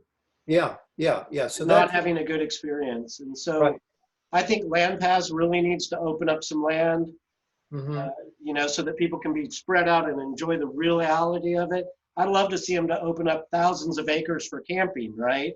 Right. And that's the kind of stuff that I'm getting at, is like, we don't do that. So let's do that. Let's give them, like, let's open up camping and sell camping and say, you know, our lands are going to take some heat for a year or two, but we're going to give people lots of ways to come to Sonoma County and camp outside, and that'll be their activity. I know the hotels may not like that, but that's what we can do here. We have lots of land. Well, but yeah, that's true. But it's also, I mean, see, I don't see it as an either or. I mean, there's so many people in the hotel industry, low income, are really suffering now. Service people in that industry, and you know, we've got to think more holistically about it. I think we have to you know, bring all of it back, but carefully and in measured manner, and you know, and if, whether it's people camping or it's people going to hotels, or going to restaurants, it should be managed in a reservation manner, and people really shouldn't be coming to Sonoma or Napa or Marin if they don't have reservations. So yeah, anyway, but they're gonna. That's my point. What's that? They're gonna. Well, yeah, they yeah, I hear you. They are gonna, but it's also the case that if they don't have a place to park, or they don't have a, you know, if yeah, they're gonna to a certain extent, but that's part of also what it's going to take in terms of making it very clear and educating the public that if you don't have a reservation, don't come north. And I mean, they've already had things like that on the freeways, And yeah, there's still some knuckleheads that are gonna go on by, but they're gonna just have to turn around and go back. I certainly hope so. Have you been to Steelhead Beach on a weekend day lately? Last couple of summers? Steelhead Beach? No, I haven't been to Steelhead Beach. No. It's my example for kind of the issue is I go to Steelhead Beach with my son on a Saturday. We used to live out there in Forestville. We moved. Yeah. If I go after 9:30 on a nice warm Saturday, there's no parking for us. Mm-hmm. So basically the beach is lost to me on the weekend. We can't go to that access point. We have others, but yeah. And then if I go there at 11 o'clock, not only is the beach done, but for like a half mile, they're parking all over the place. Yeah, I hear you. That's, you know, that's one of the realities of living in a desirable place. That's just, you know, but it's also the case that our transit occupancy tax is going down to the point that we are, you know, we're having to cut, and we're going to be cutting more and more services that take care of things like healthcare and education, and, you know, and being able to provide for, you know, healthy foods and all the other safety and other things that we want. So, I mean, I think that it's as I said at the beginning, it's a completely natural thing. I see it all over the North Bay. The people who live, I mean, my neighborhood in Larkspur, yeah, I live near open space. It gets flooded on weekends, but I'm not going to tell everybody you can't come here, because, you know, I bought a home in a place where it's desirable, and so it's, you know, it's anyway, it's part of our taking a compassionate perspective going forward, as well as, you know, we got to manage this better. We just simply have to manage it better. I'm with you, but see, I think those were system problems that we had before COVID, mm-hmm. right? Is like, I've written about this before, that we are over-reliant on tourism in our economy and in our culture, and that by going back to that now, by not looking at ways to change that, if our tax dynamic is reliant on that, we need to change our tax dynamic, because we can't support what we've been doing. It's breaking us, and it's not bringing enough money to address our issues. Mm-hmm. So we like. Yeah, I hear, you know, I get what you're saying, and that's reasonable too. But it's also the case that we're in a crisis right now, and to just simply turn off anything that's related to hotels and lodging, that's just not, it's not doable, and it's not compassionate, and it's not realistic. I'm just saying, let's not be, you know, overly simplistic. And we got to recognize we've got to start a transition that's a transition towards where we want to go to. Well, that's what I agree with you, and you really opened my eyes up to that. You know, that who's really going to be hurt here, and, you know, what the stakes are, because those are county funds for all sorts of stuff. Right.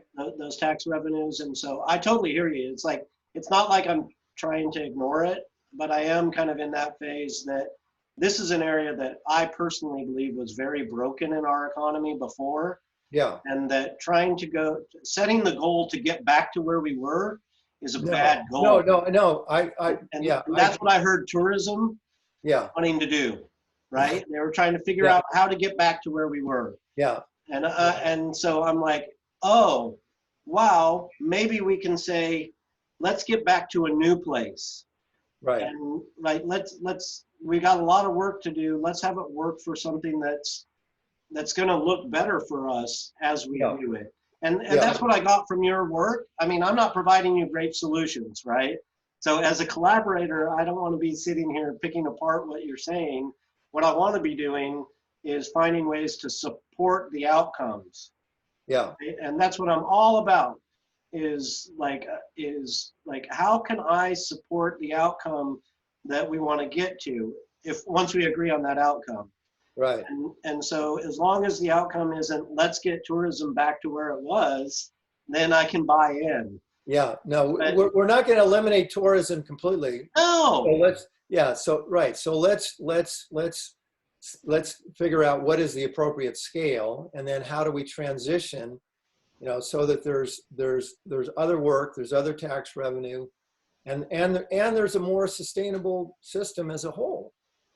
You know, I think we're on the same page, basically. Yeah, but see, like for me, I'm like, well, tourism tax should cover homelessness, right? And because there's a pressure on our housing when we're building spots for guests that isn't being taken care of. Is that fair? No. Have I thought it out very much? No. But those two things to me are aligned, and we don't talk about it that way. We don't say, well, let's put on the ballot something that says as long as we have a homeless problem, tourism tax goes up and the extra goes to homelessness, right? Because we're going to wonder where to get that money, and that's not a very well thought out idea. So I don't want to hang that on my list of things that we should do. But that's the kind of, you know, do you know who Danella Meadows is? I'm sure you do. Who? Danella Meadows? No. You can look up the Danella Meadows Institute. She was a system thinker. She's been very influential on me in terms of how to leverage. Her seminal work to me is leverage points for changing a system. Right. And it talks about having different goals and outcomes, and then the belief in the paradigm that you can change the system, right? And that's one of the areas in which I think governance, again, believes that they can't really change the system too much, and before you actually make any big changes in the system, you have to believe you can. Right. And so look up Danella Meadows. I'm going to go. Tom, you're a real pleasure to talk to. I love the way you make my mind think. So I enjoy our conversation very much. Stay engaged, and I hope to see you soon. All right. You take good care. Thanks so much for doing all your good work. Yeah, thank you, Tom. You too. Bye now.